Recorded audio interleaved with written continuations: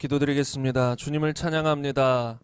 이 시간도 주님 역사하셔서 살아있는 예배, 생명력 있는 예배, 말씀이 살아 움직이는 예배, 성령이 역사하셔서 우리 마음에 주의 말씀을 새겨주시는 예배, 하나님 죄로부터 승리하는 예배, 하나님께서 역사하시는 예배, 천국을 침노하는 예배 되게 하옵소서. 우리 마음 가운데 어려움이나 걱정이나 근심도 이 시간 떠나가게 하시고 참으로 주님 안에서 자유하며 안식하며 평안을 누릴 수 있도록 역사하여 주옵소서. 악한 온수막이 일절 틈타지 못하게 하시고 하나님 우리 삶 속에 우리 생각 속에 우리 마음 속에 역사했던 하나님 모든 악한 영은 이 시간 예수 이름으로 떠나가고 하나님 주의 성령만 주의 말씀만 우리를 점령하고 다스리고 주장하여 주옵소서. 주님을 찬양합니다.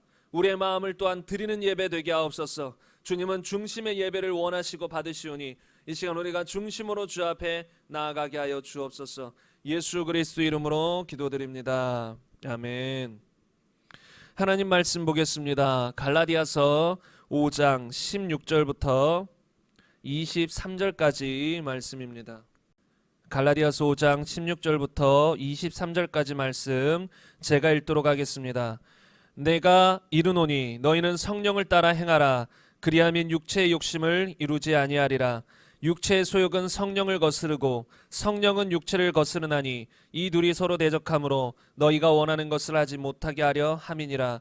너희가 만일 성령의 인도하시는 바가 되면 율법 아래에 있지 아니하리라. 육체의 일은 분명하니 곧 음행과 더러운 것과 호색과 우상 숭배와 주술과 원수 맺는 것과 분쟁과 시기와 분냄과 당짓는 것과 분열함과 이단과 투기와 술 취함과 방탕함과 또 그와 같은 것들이라. 전에 너희에게 경계한 것 같이 경계하노니 이런 일을 하는 자들은 하나님의 나라를 유업으로 받지 못할 것이요 오직 성령의 열매는 사랑과 희락과 화평과 오래 참음과 자비와 양성과 충성과 온유와 절제니 이 같은 것을 금지할 법이 없느니라. 아멘. 오늘은 죄와의 싸움 그리고 순종의 삶을 포기하지 마세요 라는 제목으로 여러분과 함께 말씀을 나누고자 합니다. 우리가 조금 전에 불렀던 찬양 중에 보라 너희는 두려워 말고 보라 너희를 인도한 나를 보라 너희는 지치지 말고 보라 너희를 구원한 나를 이런 가사의 찬양이 있었습니다. 이건 원고에 없는 내용이지만 여러분에게 이제 나름 유익이 될 것 같아서 잠깐 나누는 것인데, 여러분 우리가 예수님을 믿는다는 것은 주님이 오시는 그날까지 또는 우리가 천국 가는 그날까지 믿는 거잖아요. 다시 말하면 우리가 천국에 가든지 예수님이 오시든지 그때까지 우리의 믿음은 지켜져야 된다는 거예요. 많은 사람들이 착각하는 것이 있는데 처음 예수님을 내가 믿었어요. 그러면 끝인 줄로 생각해요. 난 이제 구원은 보장됐어. 난 이제 예수님 믿어졌어. 나 예수님 영접했어. 여기서 끝난다라는 거예요. 그러나 성경은 창세기부터 요한계시록까지 쭉 보면 알지만 항상 끝까지예요. 믿음을 끝까지 지키는 것이지 너가 과거에 예수님을 믿었든 너가 과거에 하나님 말씀대로 살았든 현재가 그렇지 못하다면, 현재가 믿음 가운데 살아가지 못한다면 그 사람은 하나님이 너는 내 아들이다, 너는 천국에 들어올 것이다 라고 말하지 않는다라는 거예요. 다시 말하면 주님을 만나 뵐 때까지 우리는 깨어서 믿음을 지키고 있어야 되는 거예요. 여러분 이것은 그냥 하나님과의 우리의 관계만 생각해도 아주 간단해요. 구원은 기본적으로 관계적인 거예요. 관계적인 거. 죄로 말미암아 하나님과의 관계가 단절되었는데 예수님의 십자가로 죄를 용서받고 이제는 다시 그 죄를 짓지 않고 말씀대로 살 수 있도록 성경과 또 진리의 영이신 성령을 주셔서 이제 믿음대로 말씀대로 살아갈 수 있도록 힘을 준 게 복음이거든요. 우리가 때때로 넘어져도 즉각 회개하고 돌이켜서 항상 그 주님 안에 통치에 거하는 것. 다시 말하면 주님과의 관계는 아버지와 아들과의 관계도 있지만 왕과 종의 관계예요. 왕과 백성의 관계예요. 그렇다면 우리가 그분의 백성으로 종으로 살아가기 위한다면 반드시 그분의 통치 안에 머무는 것이에요. 통치 안에 머문다는 건 다른 말로 그분의 말씀을 지켜 순종하는 삶을 살아가는 것이에요. 그러나 우리는 때로 넘어지는 걸 주님도 아세요. 때로 넘어졌다고 너 내 아들 아니야, 내 백성 아니야 라고 말하는 게 아니에요. 때로 넘어져도 그 중심을 보니까 때로 넘어졌는데 즉각 회개하고 돌이키는 거예요. 주님 제가 잘못했습니다. 순간 유혹에 넘어갔습니다. 또 제 육신의 연약함에 넘어갔습니다. 전 주님 것이에요. 죄송해요. 다시는 짓지 않을게요 하고 일어나는 사람. 그래서 주님의 통치 안에 계속 머무는 사람. 그거를 주님 오실 때까지 또는 우리가 천국 갈 때까지 하는 사람을 주님은 천국으로 데려가시는 거예요. 그래서 믿음은 끝까지라는 것이죠. 그런데 이렇게 믿다 보면 이게 성경적인 진리인데 이렇게 믿으면 문제점이 하나 생겨요. 그전에는 구원 처음 받았으면 구원을 잃어버리지 않는다. 난 구원의 확신이 있어. 이제 나 예수님 믿어서 영접했어. 내가 어떤 삶을 살아도 망나니로 살아도 나는 구원 받았어. 이렇게 믿었는데 성경적인 진리를 보니까 끝까지 믿음을 지키지 않으면 버림받을 수 있다라니까 구원의 확신을 갖기가 어려운 거예요. 그래서 그리고 삶 속에서 평안함을 누리기가 어려운 거예요. 내가 혹여나 주님 부인하고 떠나면 어떡하지? 혹여나 믿음 잃어서 세상으로 떠나면 어떡하지? 나 구원 잃어버리면 어떡하지? 그러니까 평생을 안절부절하며 나 구원 잃어버리면 어떡하지? 두려워하며 살 수도 있다는 거예요. 그런데 성경에 보면 단지 우리가 주님을 경외하며 두려워하며 살아가는 것은 기본 전제지만 또 그 안에서 평안하며 안식을 누리며 살 수 있다고 말해요. 다른 말로 구원의 확신을 가지고 우리가 구원받은 자로서 그리고 구원을 끝까지 유지할 수 있는 그런 확신을 가지고 살 수 있다고 말해요. 그런데 여러분 사도 바울의 글들을 읽다 보면 사도 바울은 지금까지 나를 인도하신 하나님 앞으로도 끝까지 인도하실 걸 확실히 믿었다는 거예요. 그래서 우리가 구원의 확신을 어떻게 가질 수 있냐면 믿는 거예요. 무엇을 믿는지 아세요? 방금 가사처럼 너희를 인도한 나를, 너희를 구원한 나를, 그 하나님을 믿는 거예요. 여러분 한번 과거를 살펴보세요. 우리가 거듭난 사람이라면 분명히 거듭나기 전과 후의 삶은 바뀌었을 거예요. 여러분 한번 생각해 보세요. 과거의 우리의 모습을, 예수님 믿기 전에 우리의 모습을. 그런데 지금 바뀌었잖아요. 예수님처럼 온전한 모습으로 죄 하나 짓지 않는 그런 모습은 아니지만 정말 많이 바뀌지 않았나요? 우리의 삶을 돌아보면. 그러면 그렇게 나를 바꾸실 수 있는 주님이라면 앞으로도 끝까지 이 나를 붙잡고 더 예수님과 같이 흠없는 모습으로 바뀌어 나가게 하실 주님이라는 거예요. 그 주님을 믿는 거예요. 다른 말로 하나님의 능력을 믿는 거예요. 하나님의 사랑을 믿는 거예요.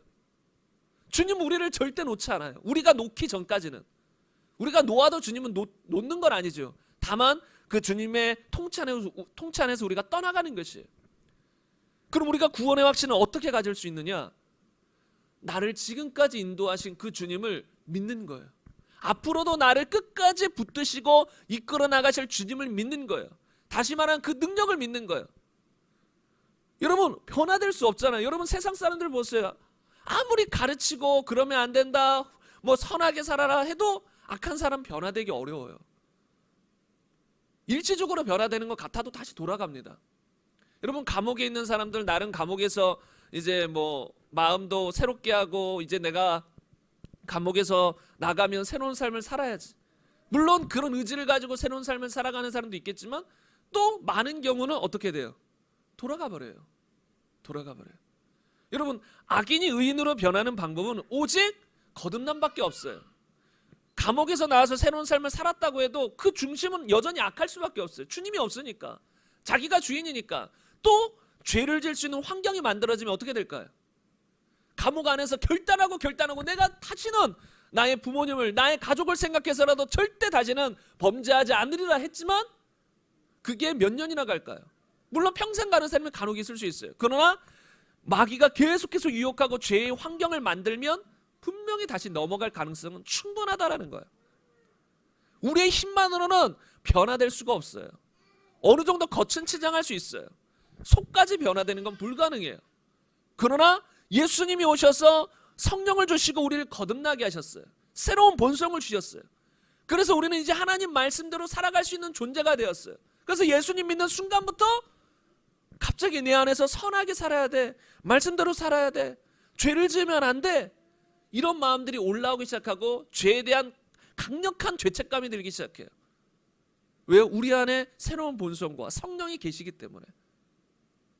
그래서 그 성령님이 우리를 변화시켜 나가는 거예요. 성령과 함께 말씀이 우리 안에 부어졌어요. 그 말씀이 우리의 삶을 변화시켜 나가는 거예요. 그걸 믿는 거예요. 이런 나를 변화시켰잖아요. 그리고 그 주님은 절대로 우리를 떠나지 않으세요.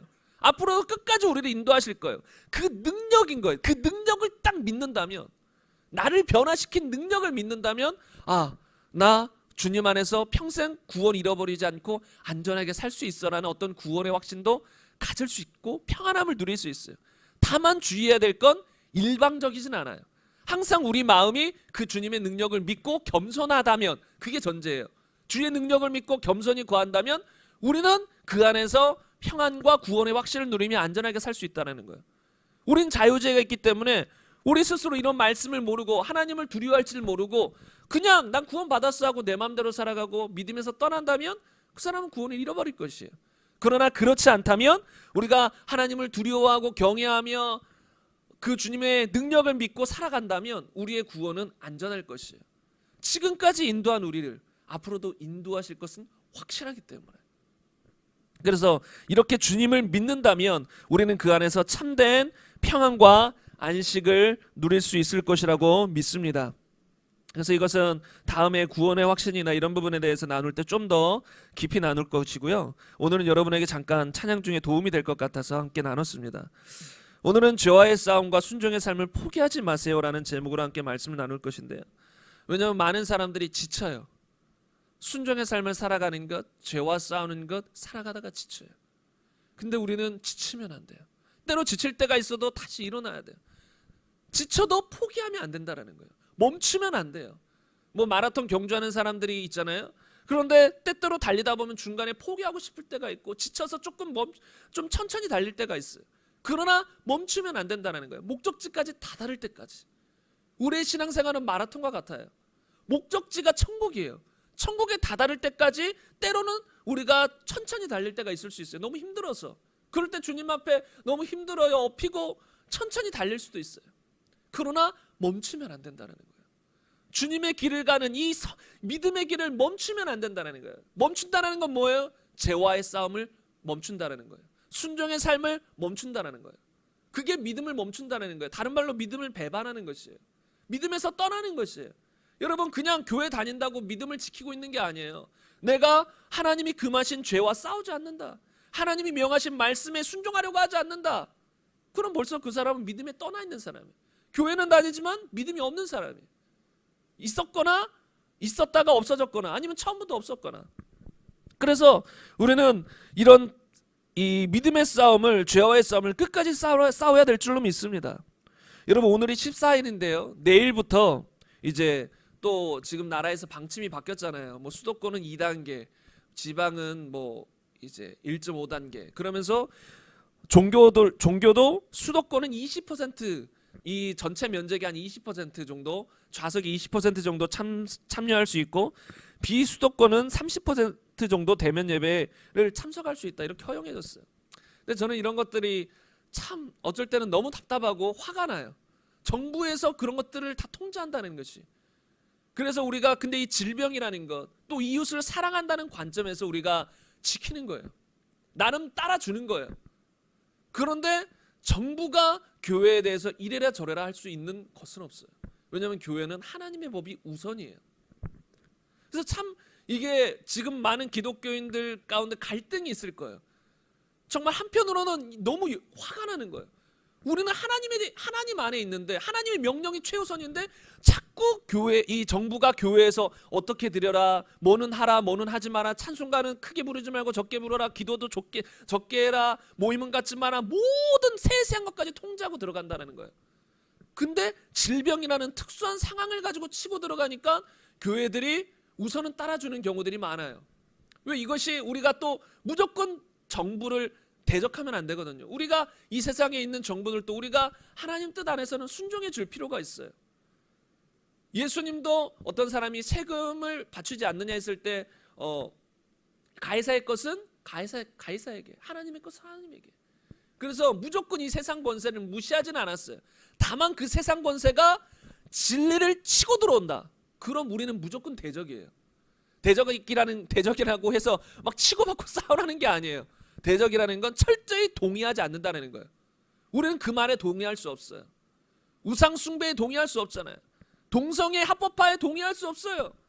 우리 자녀들에게 초등학생 때부터 동성연애를 가르친다는 거, 동성끼리 이 관계를 맺는 걸 가르친다는 거 절대 동의할 수 없어요. 그렇지 않나요? 교회에서 동성애는 죄다라고 말하면 안 된다, 그런 법이 정해지면 우리는 동의할 수 없습니다. 그런 것은 절대 우리 굴복할 수 없어요. 그러나 그런 진리에 직접적으로 치고 들어오지 않는다면 우리는 어느 정도 따라줘야 되고, 그리고 그것들 가운데 그들에게 빛을 드러내는 것이 필요하다는 거예요. 사랑이 필요하다는 거예요. 그래서 참으로 지금 이런 것들 코로나 때문에 정말 이 나라도 그렇고 교회들도 그렇고 어수선한데요. 여러분, 근데 지금 이런 상황 속에서 많은 사람들이 코로나를 퍼뜨리는 주요한 곳이 어디라고 생각해요? 지금 교회라고 생각해요. 여러분, 뉴스 기사들도 보세요. 곳곳에 교회 단어들이 들어가요. 교회에서 또 교회에서 퍼뜨렸다. 교회 어느 교회에서 어느 교회에서 어느 교회에서 계속 교회에서 퍼졌다. 교회에서 퍼졌다. 그 중에는 이단들도 있지만 아무튼 싸잡아가지고 교회에서 퍼졌다. 계속 말한다라는 거예요. 그런데 여러분, 2월 1일 날 어떤 발표가 있었는지 아시나요? 2월 1일 날 이 기사에 머니투데이 신문과 아주경제신문과 제가 이제 조사한 것만 보자면 이제 뉴스핑이라는 신문 기사에 이제 동일하게 기사가 올라왔는데, 무엇이냐면 대면 예배를 허용한 형평성 논란에 대해서 정부는 감염 위험이 높지 않다라고 발표했다라는 거예요. 그러니까 어떤 기자가 좀 기독교를 싫어했던 기자 같아요. 그러니까 계속 묻는 거예요. 왜 교회 대면 예배 허용하냐? 무조건 금지해야 되지 않냐? 막 계속 쏘아붙이니까 이 관계자가 아마 할 수 없이 말한 것 같아요. 계속 쏘아붙이니까. 그래도 교회의 대면 예배 10% 20%를 허용했었잖아요. 그러니까 계속 쏘아붙이니까 말하는 거예요. 뭐라고 말하는지 아세요? 지금까지 조사해본 결과 교회에서 대면 예배 중에 코로나가 퍼진 경우는 거의 없다라는 거예요. 가능성이 거의 없었다. 그래서 모임이나 식사 중 이런 것에서는 이제 있었을지 몰라도 대면 예배 중에서는 없었다라는 거예요. 거의 미미하다라는 거예요. 이거를 정부에서 말해버린 거예요. 아마 그 기자가 이렇게 쏘아붙이지 않았으면 이런 말 안 했을 거예요. 그런데 기자가 하도 쏘아붙이니까 교회에서 대면 예배 가능성이 거의 없다, 높지 않다, 이렇게 발표했다라는 것이에요.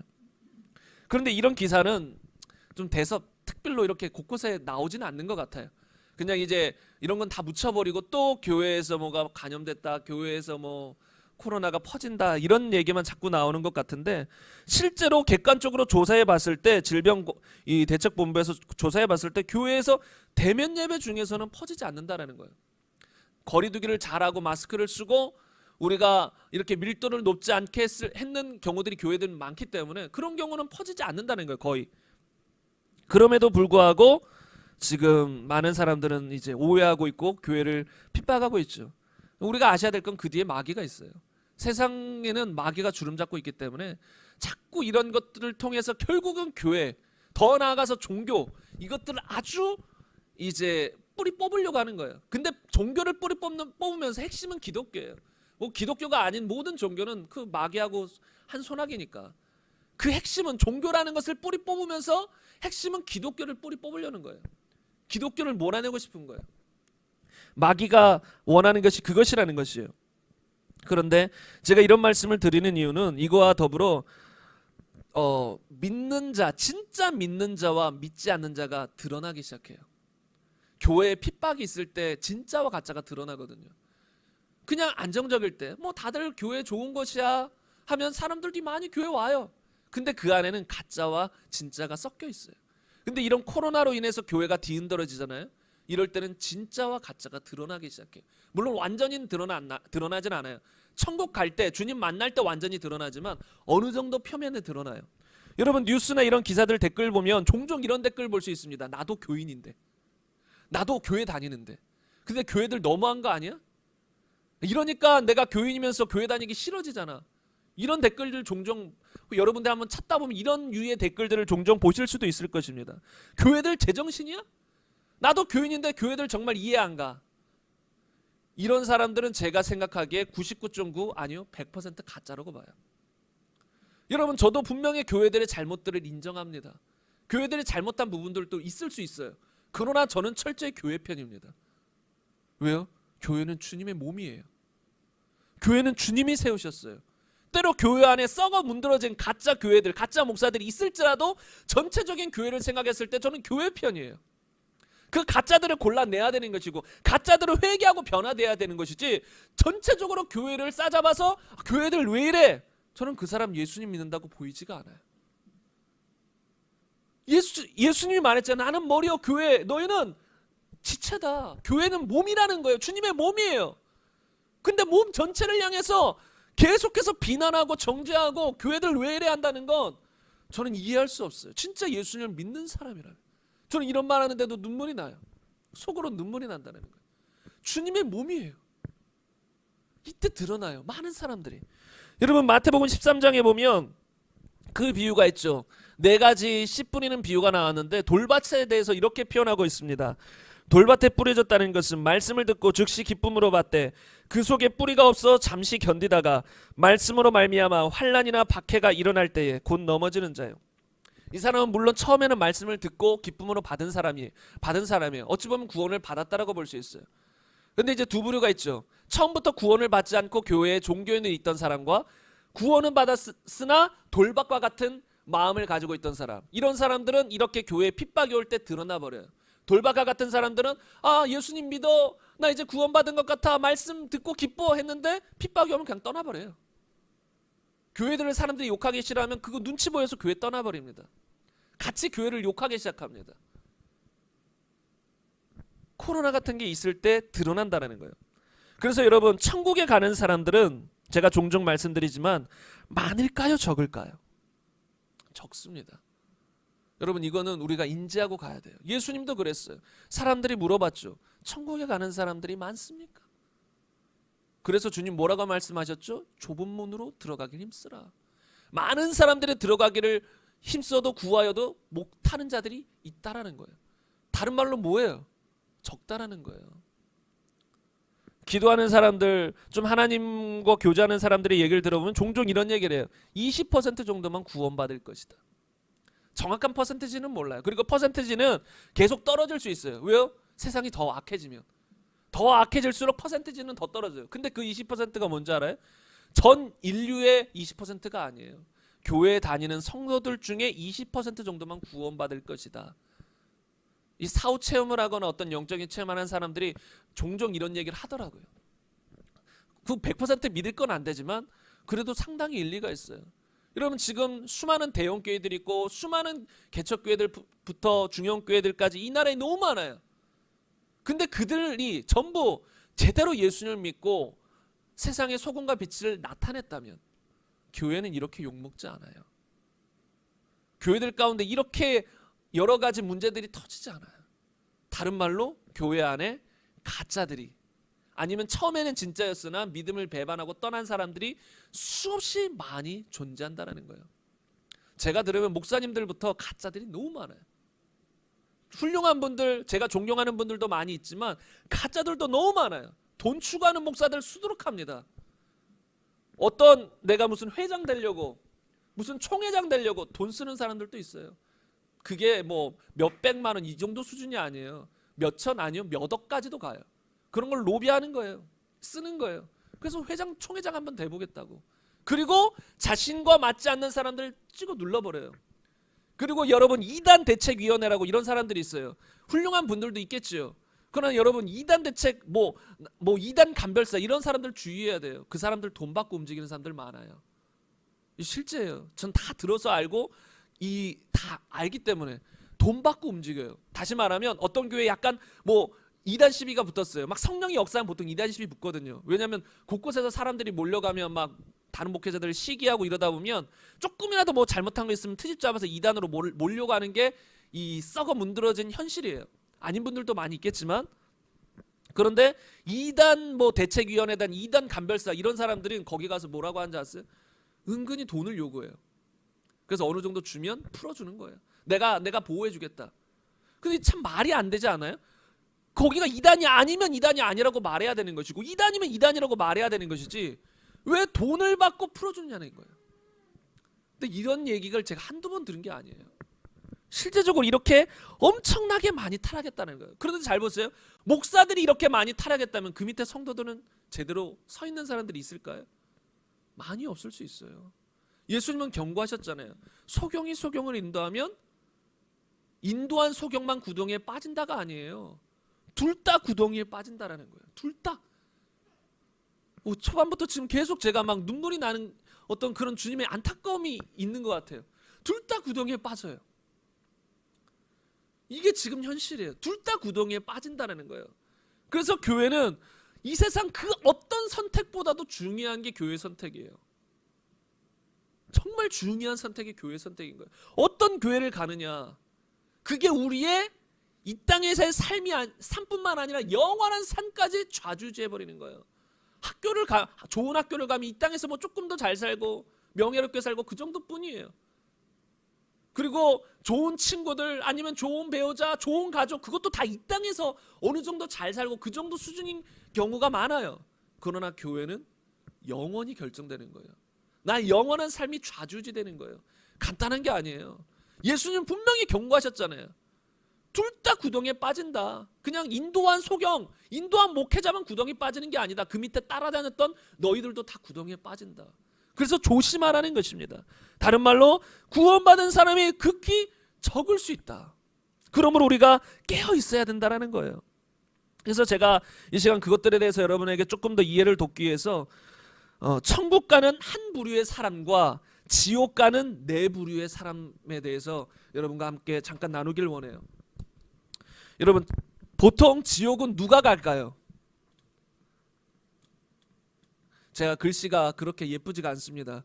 컴퓨터 세대여서 항상 컴퓨터로 치다 보니까 하여튼 보통 지옥은 누가 간다라고 생각해요? 불신자. 그러면 천국은 누가 가요? 믿는 자, 신자, 믿는 자가 가는 거예요. 근데 여기서 조금 더 세분화해야 돼요. 세분화하지 않으면 사람들이 분별하지 못해요. 그냥 뭐 안 믿으면 지옥이고 뭐 믿으면 천국까지, 예수 천당 불신 지옥, 그게 뭐 틀린 말은 아니지만 그것 가지고는 뭔가 제대로 분별할 수가 없어요. 미혹당할 수 있다는 거예요. 그러면 여러분, 불신자에는 세 종류가 있어요. 불신자 세 종류 있다는 얘기는 처음 들어보시죠? 불신자 세 종류가 있어요. 첫째, 진짜 불신자. 진짜 믿지 않는 사람이에요. 교회 다니지 않는 사람, 나 예수님 안 믿어, 가짜야, 신화야, 이렇게 믿는 진짜 불신자. 그리고 두 번째는 어떤 사람이냐면 종교인. 교회 다녀요. 교회 다니지만 교회를 종교 중에 하나로 생각하고 다니는 사람 너무 많아요. 정말 많아요. 여러분, 이런 사람들 있잖아요. 보통 자기가 교회 가진 않지만 자식들 교회 가는 거 말리지 않아요. 왜요? 교회 가면 좋은 거 배우고 오는지 알아요. 그리고 그러다 보면 때로 자기도 교회 가기도 해요. 자식 따라 교회 가고, 그러다 보면 교회 사람들도 좋고 교회 좋은 거 가르쳐주고 하니까 교회에 머물러요. 누구예요? 종교인이에요. 그냥 교회를 종교 중에 좋은 종교. 이런 사람들은 이렇게 말하기도 해요. 내가 뭐 불교, 천주교 뭐 여러 가지 종교 다녀봤는데 나에게는 기독교가 가장 잘 맞아. 무슨 말인지 알겠죠? 난 기독교가 가장 잘 맞아. 종교인이. 그런 사람들은 종교 중에 하나, 그냥 나에게 잘 맞는 종교 선택하면 돼. 이런 베이스가 깔려 있는 거예요. 다시 말하면 기독교에서 말하는 유일하신 하나님을 유일하신 하나님으로 인정하지 않아요. 이런 사람은 그냥 막연히 믿는 거예요. 신의 존재, 예수 그리스도의 존재를 확실히 깨닫고 믿는 게 아니에요. 막연히. 종교인이라는 것이죠. 그래서 제가 종종 말씀드리는 것처럼 어떤 아줌마를 제가 전도했을 때 교회 열심히 다녔지만 지금은 안 다녀요. 물어봤더니 예수님 믿는데요, 부활하신 거 믿는데요. 그래서 제가 조금 더 구체적으로 물어보니까 2000년 전에 예수님이 이 땅에 계셨으며 십자가에 죽으시고 부활한 역사적인 사실을 믿냐 했을 때, 내가 2000년 전에 살아보지도 않았는데 어떻게 아냐? 대답하는 거예요. 그전에는 분명히 믿는다고 했잖아요. 예수님 믿는다, 부활하신 거 믿는다. 근데 역사적인 사실로 믿느냐? 안 살아봐서 모르겠다. 그럼 뭐예요? 그전의 믿음은 종교적인 믿음이라는 거예요. 그냥 막연히 배워서 나 그냥 그거 믿어, 마음으로 확실히 믿는 게 아니에요. 지식으로 그냥 어느 정도 뭐 들어서 뭐 그냥 믿는 거지 뭐. 종교 뭐 그냥 믿는 거지 뭐. 우리는 그냥 믿는 게 아니에요. 확실한 걸 믿어야 되는 거예요. 우리 인생 영원한 삶이 결정되는 건데 확실한 걸 믿어야지. 그냥 믿지, 이거는 안 돼요. 근데 많은 사람들이 이렇게 종교 중에 하나로, 그래서 교회 다니면 뭐 자녀 잘 되겠지, 뭐 복 받겠지, 형통하겠지, 이런 사람들 다 종교인들이에요. 그렇다고 뭐 교회 다니면 복 받는 걸 무조건 무시하냐? 그건 절대 아니에요. 주의 말씀 안에 거하는 사람들 이 땅에서도 잘 되고 하나님이 복을 주세요. 그러나 그것만 보고 다니는 사람들 수없이 많아요. 복만 보고 다니는 사람들. 그래서 여러분, 수능이 다가오면 보통 교회들이 무엇을 시작하죠? 작정 기도를 시작해요. 무슨 작정 기도요? 수능 위한 작정 기도, 자녀들 위한 작정 기도. 평소 때 기도 안 하던 사람들 그때 많이 나옵니다. 부모님들 많이 나와요. 평소 때 기도 뭐 한 1분이라도 했을까요? 근데 그때만 눈물 흘려 기도해요. 뭐예요 그게? 그냥 자녀 잘 되게 해달라, 복 달라, 이거 아니에요. 물론 그런 기도가 무조건 잘못됐다는 건 아닌데 그들의 중심을 보자는 거예요. 이런 사람들은 다 종교인이라는 거예요. 근데 여러분, 또 한 명 더 있습니다. 진짜로 믿어요. 예수님의 존재를 진짜로 인정해요. 유일하신 하나님으로 인정해요. 그런데 또 불신자가 있는데 어떤 사람이냐면 구주로만 믿는 사람. 구주로만 믿는 사람. 이 사람도 불신자예요. 불신자라는 건 다른 말로 무엇이냐면 여기서 표현했을 때 거듭나지 않은 사람, 생명이 없는 사람, 관계가 회복되지 않은 사람, 다 불신자예요. 구주로만 믿은 사람, 하나님과의 관계가 회복되나요? 구주로만 믿은 사람의 특징이 뭘까요? 회개하지 않아요. 진정한 회개하지 않아요. 그냥 교회 와서 도덕적으로 어느 정도 잘못했어요, 이 정도 회개지, 마음 중심으로부터 내가 주인 된 죄를 회개하지 않아요. 그냥 겉으로 드러나는 거 어느 정도 회개하는 거예요. 이런 사람 하나님과의 관계 회복이 되지 않아요. 왜요? 성경에서는 무엇을 큰 죄라고 봐요? 핵심적인 죄라고 봐요. 예수님을 주인으로 믿지 않는 것이 죄의 뿌리라고 말해요. 그게 죄의 처음 시작이에요. 교만해서 당신을 나의 주인으로 인정하지 않겠다, 나도 당신처럼 되고 싶다, 하나님처럼 되고 싶다, 이게 죄의 뿌리예요. 주인으로 믿지 않는 것. 근데 그걸 해결하지 않아요. 회개하지 않아요. 이 사람들은 그냥 예수님을 단지 나의 구세주, 나를 구원할 자, 이 정도로만 생각하고 믿어요. 그래서 회개하지도 않고 말씀을 따라 살려는 치열한 노력이 없어요. 이런 사람들은 불신자와 똑같은 거예요. 거듭나지 않았고 생명도 없어요.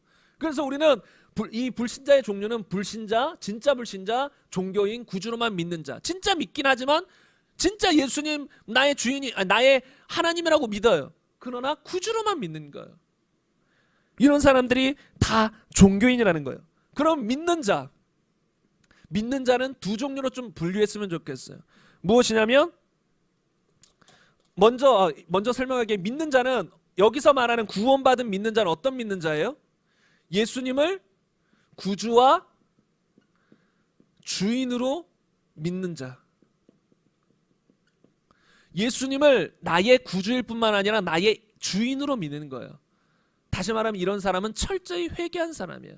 돌이킨 사람이에요. 내 인생 내 것이 아닙니다, 이제 하나님 것입니다 하고 돌이킨 사람이에요. 이런 사람은 구원받은 사람이에요. 그런데 중요한 건 시간의 흐름이 있어요. 세월이라는 게 있어요. 세월이 지나면 두 부류로 나눠요. 믿음을 버린 자, 믿음을 지킨 자. 보세요. 여기서 불신자 당연히 지옥이죠. 종교인 당연히 지옥이에요. 구주로만 믿는 자 당연히 지옥이에요. 여기서까지는 구주로 주인으로 믿는 사람, 여기서는 우선 천국이에요. 다시 말하면 여기서 죽으면 천국이에요. 이 상태로 죽으면 천국이에요. 그러나 세월이 지났을 때 믿음을 버린 자 당연히 지옥이에요. 끝까지 믿음을 지킨 자 천국이에요. 그래서 이 네 부류의 사람은 다 지옥인 거예요. 오직 끝까지 믿음을 지킨 한 부류의 사람만 천국 가는 거예요.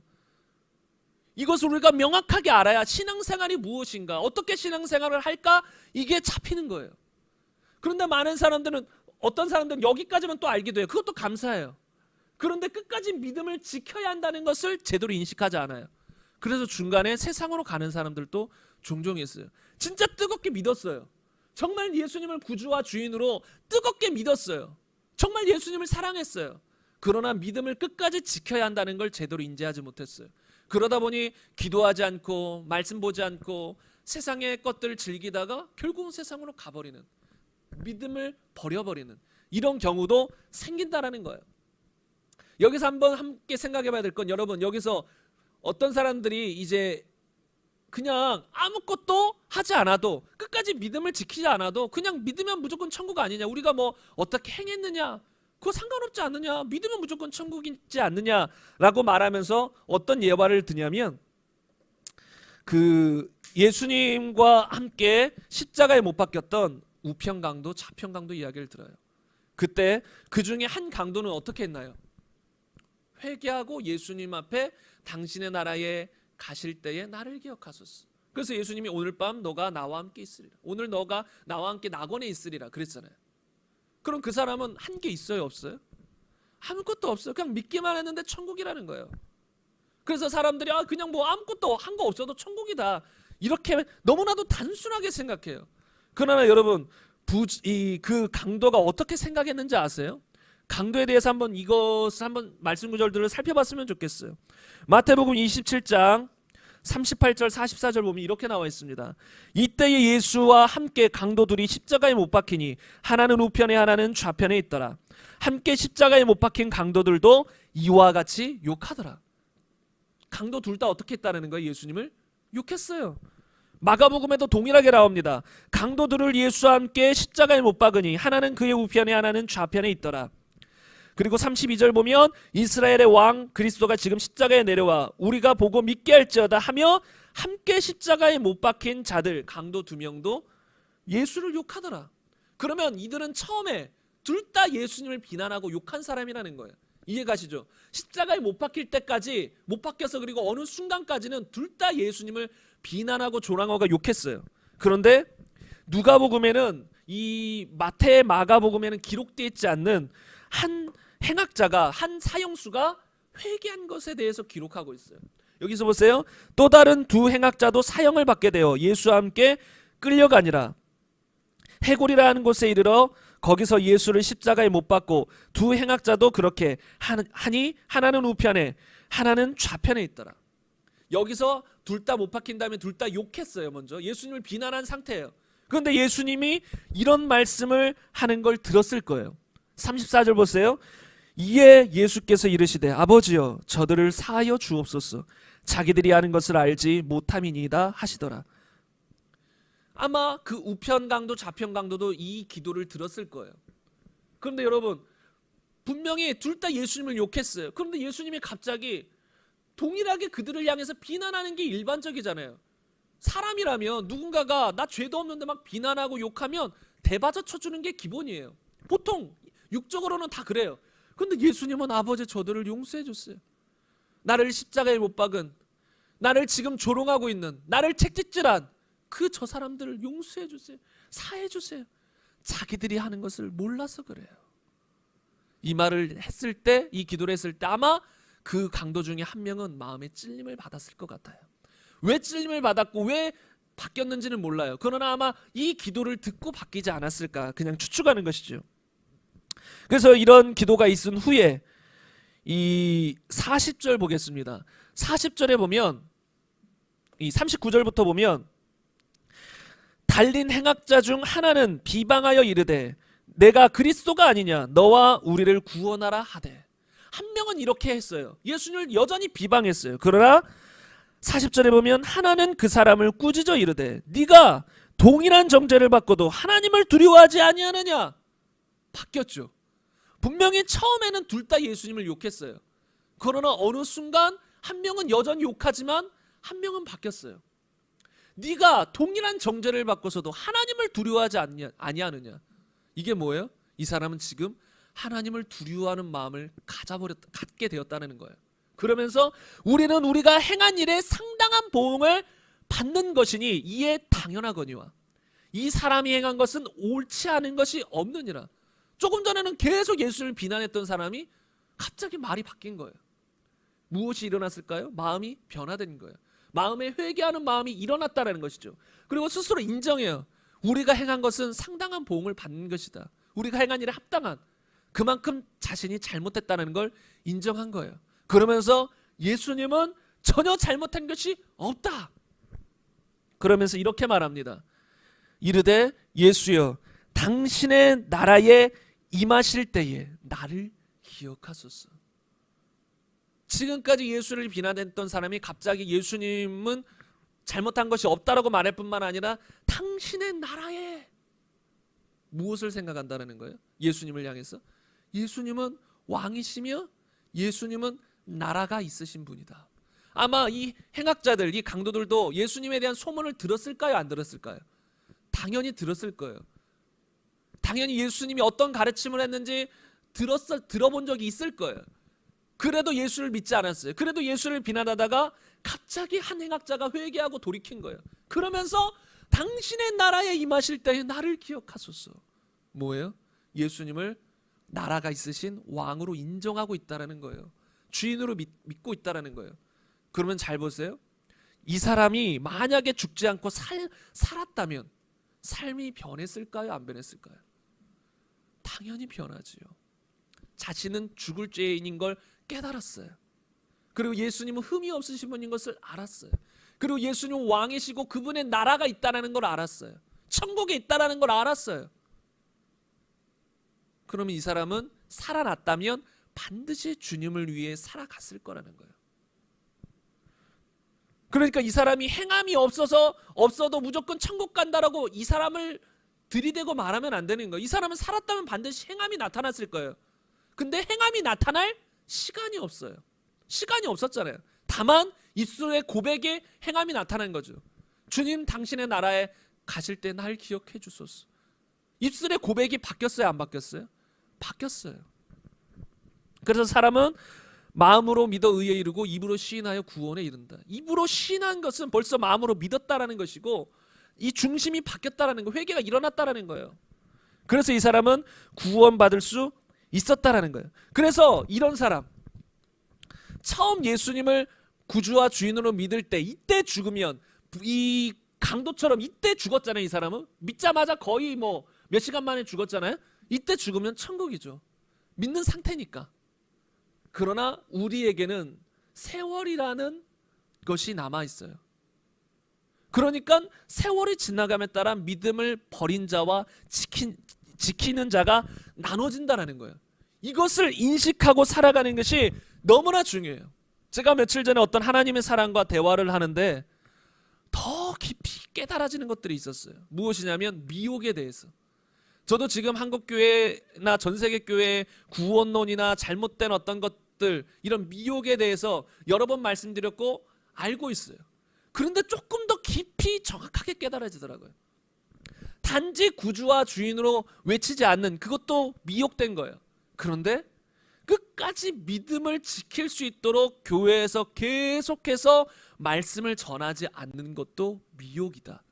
이게 더 깊이 깨달아지더라고요. 이해가 갔어요? 정말 구주와 예수님을 주인으로 믿어야 된다. 회개하고 예수님을 주인으로 믿어야 된다. 그것까지 외친 것도 너무나 감사해요. 그러면 사람들이 구원을 얻을 수 있으니까. 그런데 거기서 멈춰요. 끝까지 그 믿음, 예수님을 주인으로 믿는 믿음을 지켜야 된다. 육신을 쳐서 복종시켜야 한다. 우리 마음 가운데 들어오는, 세상으로부터 들어오는 찌꺼기들을 계속 제거해 나가야 된다. 책망하고 말씀으로 찌르고, 말씀이 검이잖아요. 검으로 찌르고 회개하고 돌이키도록 주님 오시는 그날까지 계속해서 외쳐야 되는데 그 외침이 없다? 이것도 미혹이구나라는 것이 확 깨달아지더라고요. 아, 이것도 큰 미혹이구나. 그래서 제가 마음에 또 생각한 건 평생 이것에 대해서 강력히 외쳐야겠구나. 결국은 우리 교회 다니는 핵심 목적이 뭐예요? 주님의 나라에 가는 거잖아요. 영원히 주님과 함께 거하는 거잖아요. 근데 영원히 주님과 함께 거하려면 믿음을 지켜야 돼요. 근데 믿음을 지키는 게 저절로 되나요? 저절로 된다면 믿음을 잃어버리는 사람이 없겠죠. 믿음을 지키는 게 저절로 되는 게 아니에요. 하나님이 선택했다고 저절로 저 사람은 천국 가는 게 아니에요. 믿음이 지켜지는 게 아니에요. 하나님의 은혜를 베푸실 때, 하나님이 말씀하실 때 우리가 적절한 반응을 해야 한다는 거예요. 마음을 낮추고 그 말씀에 아멘함으로 받아들여서 순종하는 것이 필요하다는 거예요. 근데 그것은 말씀을 계속 들을 때, 말씀을 읽을 때, 기도할 때 그것을 계속 우리 안에 되새기면서, 우리 안에 심으면서, 육신의 이 정욕들과 싸우면서 나갈 때 가능한 것이지, 그냥 싸움하지도 않고 그냥 가만히 살아요. 그렇게 믿음을 지킬 수는 없다라는 거예요. 여러분, 사도 바울 신약 성경에 그 많은 성경을 기록한 사도 바울 싸웠나요? 안 싸웠나요? 수없이 싸웠어요. 그렇게 삼층천에도 갔다 온, 주님을 만나고 온 사도 바울, 자기가 버림받을까 두려워해서 자신의 육신을 쳐서 복종시켜요. 그리고 마지막 주님을 만나기 직전에 내가 믿음을 지켰나니, 내가 달려갈 길을 마치고 믿음을 지켰나니 이제후로는 나에게 의의 면류관이 기다리고 있다. 이 말 안에는 그 감정을 한번 살펴봤으면 좋겠어. 내가 달려갈 길을 드디어 다 마쳤다. 드디어 내가 믿음을 끝까지 지켰다. 평생 사도 바울은 천국을 소망하며, 천국, 나 이제 천국 따놨어? 나 이제 무조건 천국 가, 이런 마음이 아니에요. 끝까지 천국을 바라보며 침나하면 난 천국에 들어가리라, 믿음을 지키리라, 잃어버리지 아니하리라, 끝까지 그 마음과 중심으로 나갔다라는 거예요. 이런 사람이 구원의 확신을 가질 수 있고, 이런 사람이 마지막 날에 믿음을 지켰으니. 그냥 교회 다닌다고 사도 바울 같은 고백 못해요. 정말 죄와 싸우고 끝까지 믿음을 지키는 사람이 마지막 날에 내가 믿음을 지켰으니, 죽기 전에 믿음을 지켰으니 웃으면서 천국 가는 거예요. 기쁨으로. 그래서 정말로 우리에게 중요한 건 이제는 믿음을 지켜야 돼요. 여기서 치열합니다. 여러분, 마귀는 택한 자라도, 하나님이 택한 자라도, 구원받은 사람이라도 어찌하든 간에 미혹해서 지옥으로 끌고 가게 하려는 게 마귀예요. 근데 우리가 방심해가지고 그냥 되는 대로 살지, 교회 주일 성수만 잘하면 되지, 수요 예배 잘 드리면 되지, 공예배만 참석하면 되지, 이런 종교적인 신앙으로는 믿음 못 지킨다라는 거예요. 정말 우리가 깨어서 이 길을 걸어가야 된다라는 거예요. 그래서 여러분에게 말씀드리고 싶은 건 절대로 이 죄와의 싸움, 순종의 삶을 포기하지 말라는 거예요. 많은 사람들이 포기해서 안타까워요. 처음에는 막 뜨겁게 싸워요. 죄하고 은혜 받고, 수련회 가서 은혜 받고, 아니면 교회에서 말씀 듣다 회개하고, 이제는 다시 내가 과거로 돌아가지 말아야지. 그래도 분명히 과거의 유혹들이 오나요, 안 오나요? 안 온다면 감사해요. 간혹 어떤 부분에 대해서는 특별한 은혜가 임하는 사람도 있는 것 같아요. 제 친구 같은 경우는 좀 욕을 많이 했던 친구 같아요. 그런데 예수님을 믿은 다음에 욕이 그냥 뚝 끊어져 버렸대요. 어떤 사람들은 술 좋아했는데 예수님 믿고 회개하고 성령 역사한 다음에 술이 보기도 싫어져요. 담배 냄새 맡기도 싫어져요. 이런 경우들이 있어요. 근데 일반적이진 않을 수도 있어요. 모든 그리스도인들이 그러지는 않더라고요. 그러니까 정말로 회개하고 돌이키고 새 생명이 들어왔음에도 불구하고 때때로 과거에 육신대로 살았던 생각이 나요. 과거에 즐겼던 것, 죄악들이 생각이 나서 그것을 가지고 마귀가 우리를 유혹한다라는 거예요. 그래서 우리가 또 넘어지고 엎어질 때들이 있다라는 거예요. 근데 문제는 무엇이냐면, 예수 믿는 사람들도 신앙생활이 연약할 때, 아직 어린아이와 같을 때, 또는 신앙생활 잘 하다가도 방심해요. 기도생활, 말씀생활, 예배생활 잘 하다가 어느 순간 좀 방심해서 점점점 안 하기 시작해요. 그럼 어느 순간 마귀가 확 치고 들어오면 넘어져 버려요. 그러면 그때 그런 것이 몇 번 반복되면 사람들이 지치기 시작해요. 그리고 내가 이길 수 있을까? 내가 믿음의 길을 걸어갈 수 있을까? 좌절하고 낙심하게 돼요. 그게 다 누가 심어주는 거냐면 마귀가 계속 유혹하는 거예요. 좌절하게, 낙심하게. 성경은 말해요. 의인은 8번 넘어져도, 7번, 8번 넘어져도 어떻게 해요? 일어난다고, 다시 일어난다고. 우린 다시 일어나면 되는 거예요. 다시 안 넘어지려고 우리가 더 기도하고 더 깨어서 철저히 마음을 지키면 되는 것이에요. 그런데 많은 사람들이 몇 번 반복되다 보면 이 마음이, 심령이 타격을 입고 지치게 되고 마음이 슬프고 괴롭고 낙심되고 좌절되기 시작해요. 그러면 그래도 나 이러면 안 되지 하고 몇 번 일어났다가 또 그것이 반복되다 보면 어느 순간 내가 이 선한 삶을 살아갈 수 있을까? 정말 사람이 죄를 이기고 사는 것이 가능할까? 안 믿기 시작해요. 복음은 분명히 능력이고 우리를 변화시키는데 그걸, 하나님의 능력을 점점 못 믿기 시작해요. 내 삶을 보니까 자꾸 넘어지는 거예요. 그걸과 또 별개로 나는 그렇게 안 되나 봐. 내 주변에 어떤 사람들은 신앙생활 잘하는데 나는 도저히 해도 안 돼. 그리고 순종의 삶을 살아가는 것, 죄와 치열하게 싸움을 살아가는 것을 포기하는 사람들이 있다라는 거예요. 너무나 안타깝고 그런 사람들에게는 위로와 격려를 하고 싶어요. 다시 일어나라고.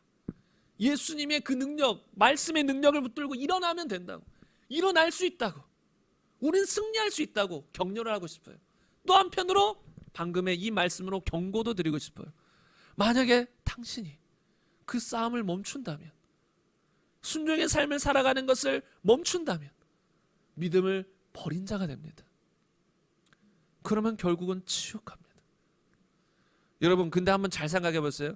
그렇게 나는 죄 잘 못 이기겠어 하는 사람을 지옥 문 앞에 갖다 놔볼까요? 그 앞에서도 나는 죄 못 이겨 이런 말이 나올까요? 안 나올까요? 한번 상상해 보세요. 어떤 분이 말하더래요. 지옥은 보는 것으로도 지옥이다.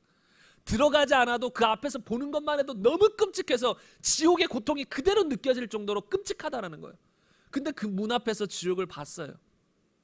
아니면 죽어서 막 천국을 올라가는 것이 아니라 막 어둠 속으로 깊이 들어가요. 그때도 나는 죄는 그래도 못 이기겠어. 하나님 말씀 그래도 순종하는 거 어려워. 이렇게 할까요? 아니, 아마 전 세계 모든 영혼을 다 끄집어서 그렇게 해본다고 한들 전 세계 모든 영혼이 다 동일하게 외칠걸. 주님 죄송합니다. 내가 이제 말씀대로 살겠습니다. 나 죄 이제 끊어버리겠습니다. 강력한 결단이 생기지 않을까요? 여러분 한번 상상해 보세요. 말로 표현할 수 없는 그 지옥에 여러분이 지금 가고 있다고 생각해 보세요. 지옥으로 향하고 있는데 죄 하나 못 끊겠습니까? 여러분, 우리가 죄를 못 끊는 게 아니에요. 우리가 죄를 붙잡고 있는 거예요. 예수 믿는 사람이라면, 믿지 않는 사람이라면 죄의 종으로 살아가지만, 끌려다니지만, 믿는 사람이라면 우리는 죄가 우리를 주장할 수 없어요. 근데 왜 믿는 사람들이 죄에 끌려다닐까요? 본인이 죄를 원해서 그래요. 우리가 끊어버리면, 원치 않으면 죄는 우리를 못 끌고 가요. 그러나 우리가 허용해 주는 거예요. 계속 죄를 계속 사랑해 주는 거예요. 계속 마음을 주는 거예요. 그러니까 죄에게 끌려다니는 것처럼 보이는 것이지 죄가 우리를 못 주장합니다. 그러니까 다른 말로 우리는 죄를 끊고 살아갈 수 있다는 거예요. 죄 안 짓고 살아갈 수 있는 존재가 된 거예요. 그래서 성경은 너희는 전에 죄의 종이었더니 벗어나서 의의 종이 되었다라잖아요. 종이라는 건 끌려다닌다는 거예요. 근데 이제는 의의 종으로서 의롭게 살 수 있는 거예요. 근데 무조건 의의 종으로서 의에게 무조건 끌려다니는 것도 아니에요. 의의 종이지만 우리의 자유의지는 여전히 있는 거예요. 그래서 의의 종으로서 우리가 자유의지를 올바로 사용하면 선한 삶을 살아갈 수 있는 거예요. 순종의 삶을 살아갈 수 있는 거예요. 그러나 그렇지 못하면 여전히 넘어지고 그렇게 될 수 있는 거예요. 그런데 한번 생각해 보겠습니다. 지옥 앞에 갔을 때 누구나 큰 소리로 외칠 거예요. 목청 떠나가라 외칠 거예요. 주님, 다시는 그런 죄 짓지 않겠습니다. 여러분, 지옥에 가는 게 수많은 사람들이 여러 가지 죄악들로 다 가요. 음란해서 가고, 도둑질해서 가고, 간음해서 가고, 미워해서 가고, 용서하지 못해서 가고. 근데 여러분, 지옥 앞에서 어떻게 외칠까요? 다시는 음란하지 않겠습니다. 다시는 포르노 보지 않겠습니다. 다시는 용서하지 못하는 삶 살지 않겠습니다. 다시는 도둑질하지 않겠습니다. 이렇게 말하지 않을까요?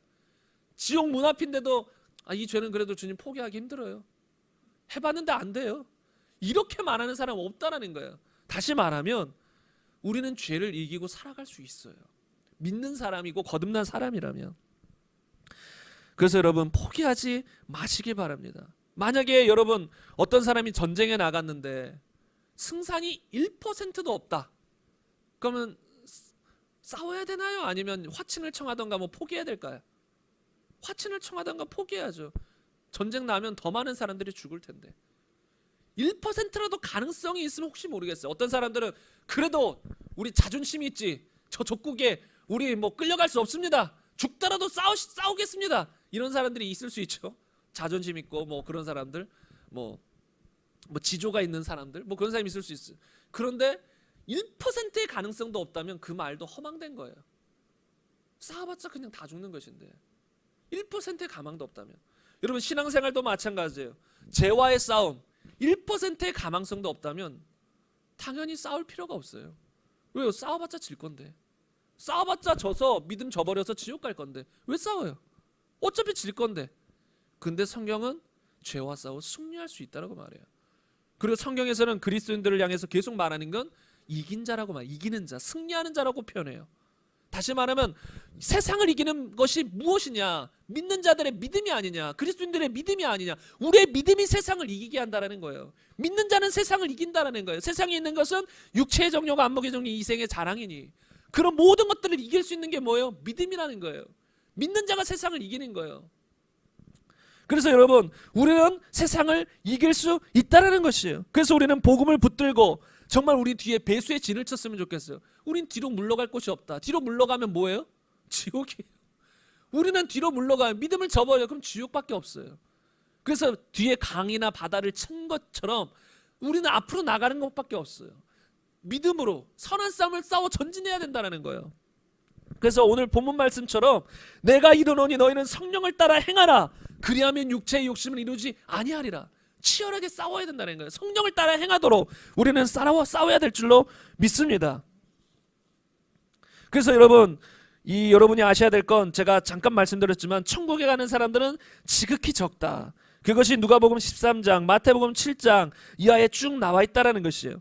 그리고 여러분이 이제 아셔야 될 건 제가 언급했지만 우리는 이길 수 있다. 왜냐하면 복음이 단지 지식이 아니라 능력이기 때문에. 성경은 복음을 무엇이라고 표현하는지 아십니까? 고린도전서 1장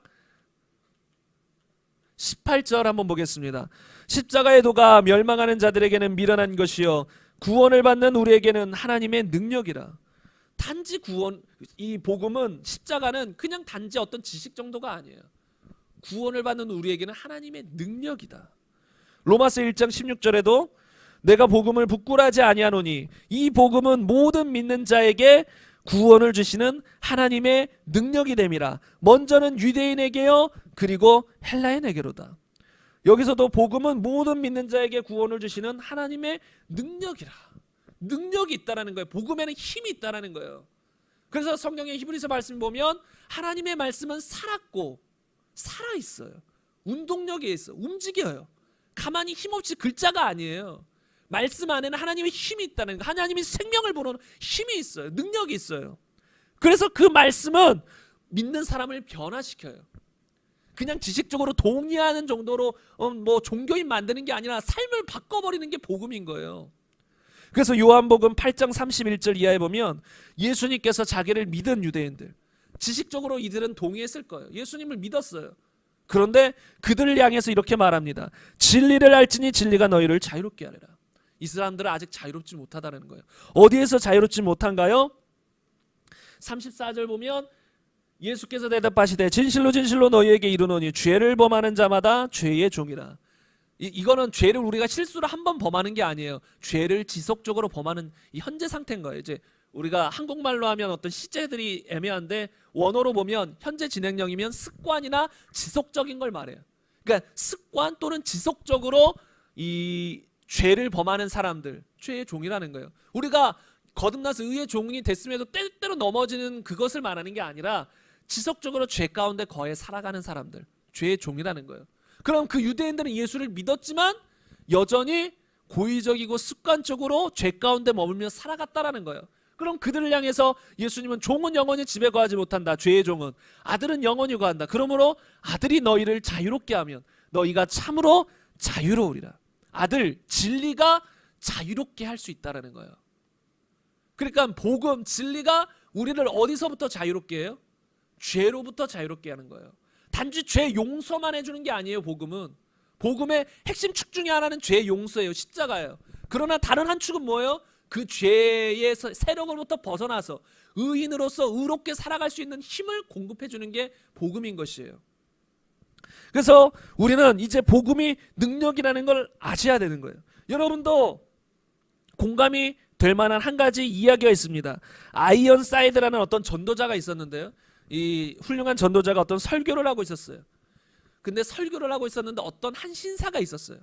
이제 정장을 차려입은 신사가 있었는데 저 사람이 어떤 사람이었냐면 교수이면서 엄청난 유명한 무신론자예요. 신은 없다. 유명한 무신론자가 듣고 있는 거예요. 전도자가 설교하고 있는데. 근데 이 대학 교수, 무신론자인 대학 교수가 모든 종교에 악이야 분노가 가득했는데 특히 기독교에 더욱 심했대요. 기독교를 정말 싫어했다라는 거예요.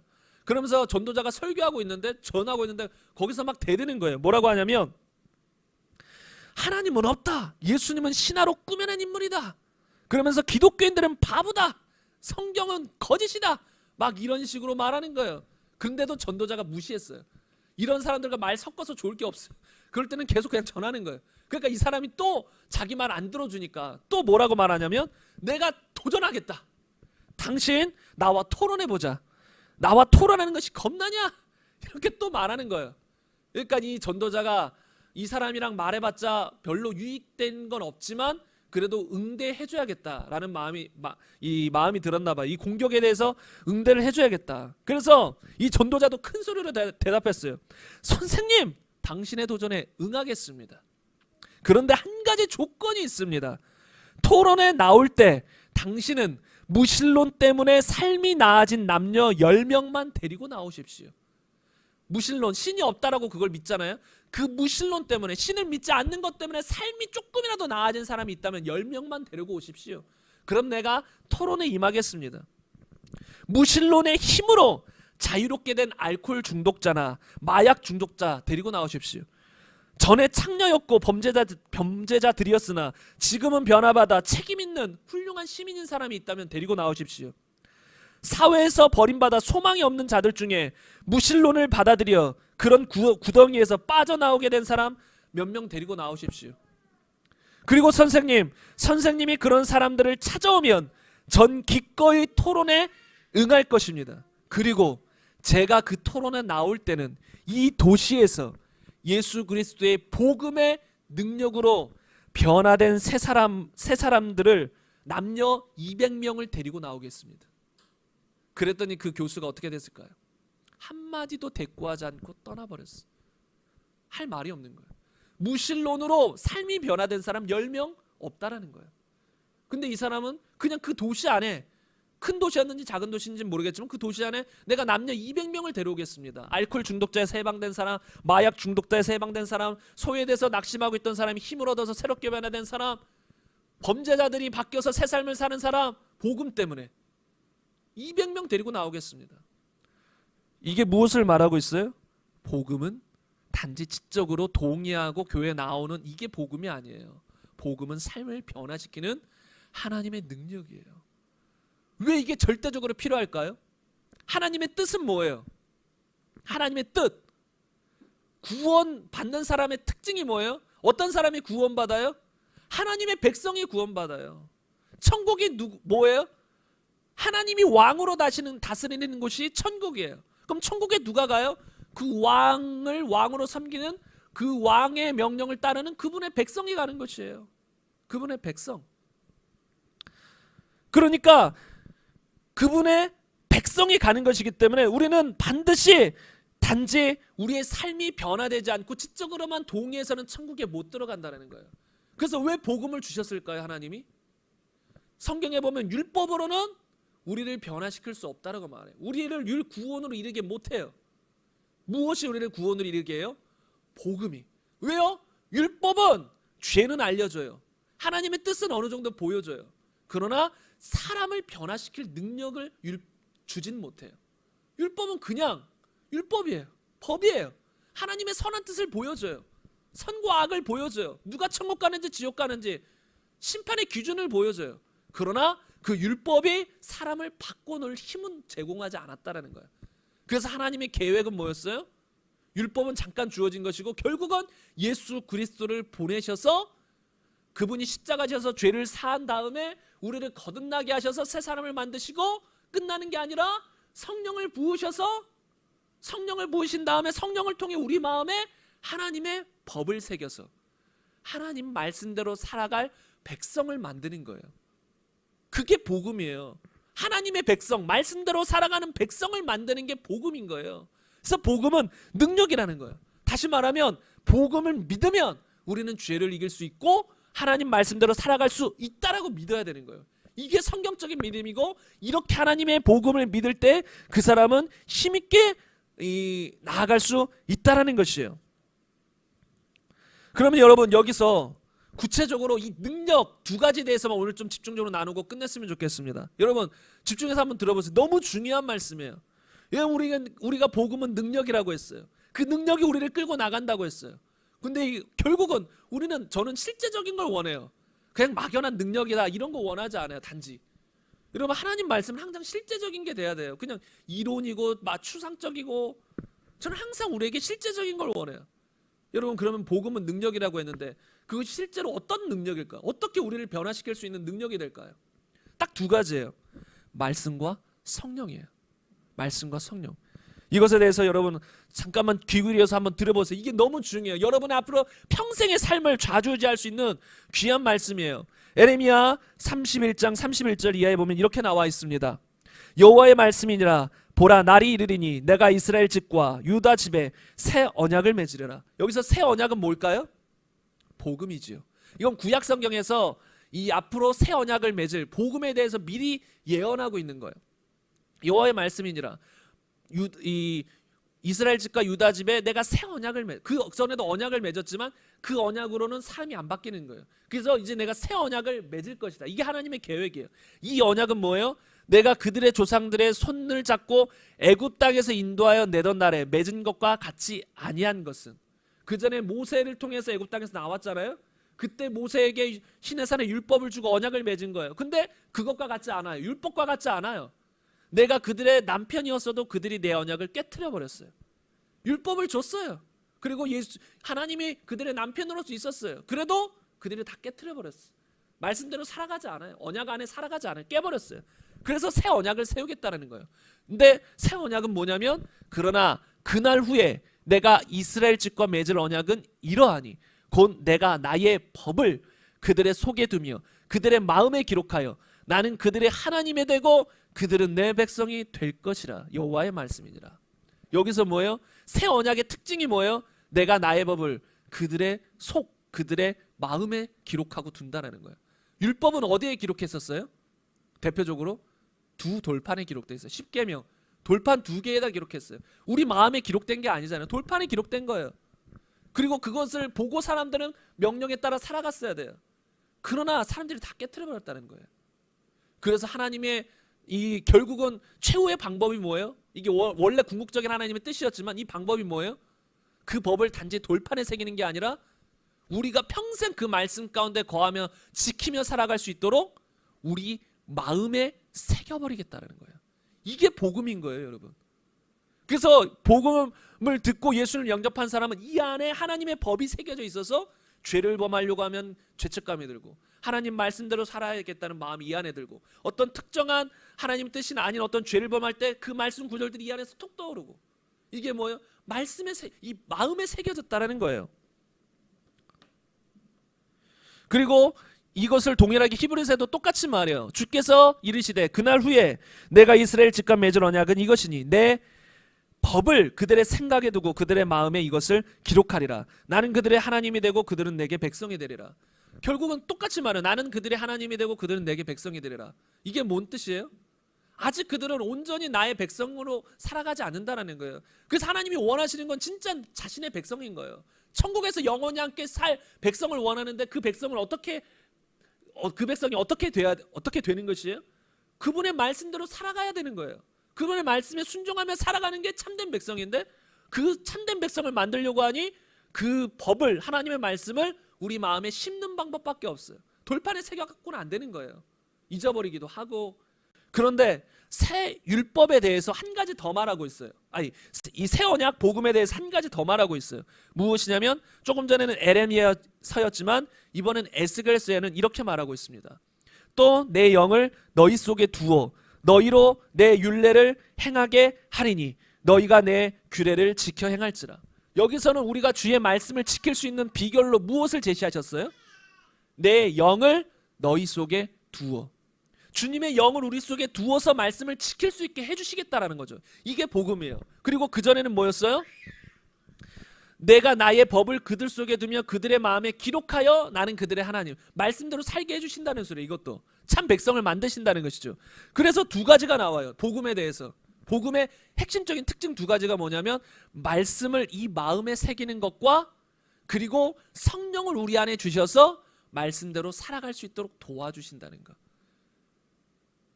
그래서 우리가 이것을 통해 알아야 될 건 무엇이냐면 나는 말씀대로 살 수 있구나. 나는 지금까지 반복적으로 어떤 죄에 넘어졌어도 나는 이제 그것을 끊고 새 사람으로 살아갈 수 있다. 내가 혹여나 나중에라도 넘어질지라도 나는 그것을 굴복하지 않을 수 있다. 나는 다시 일어나서 전진할 수 있다. 말씀대로 살 수 있다.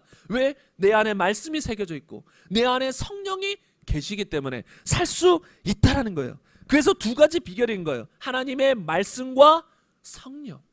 여러분도 아시다시피 디모데후서 3장 15절 보면 성경이 구원에 이르는 지혜를 주고 성경이 우리를 바르게 하고 의로 교육하고 책망하고 교훈하고, 그래서 결국은 성경이 우리를 어떻게 만들어요?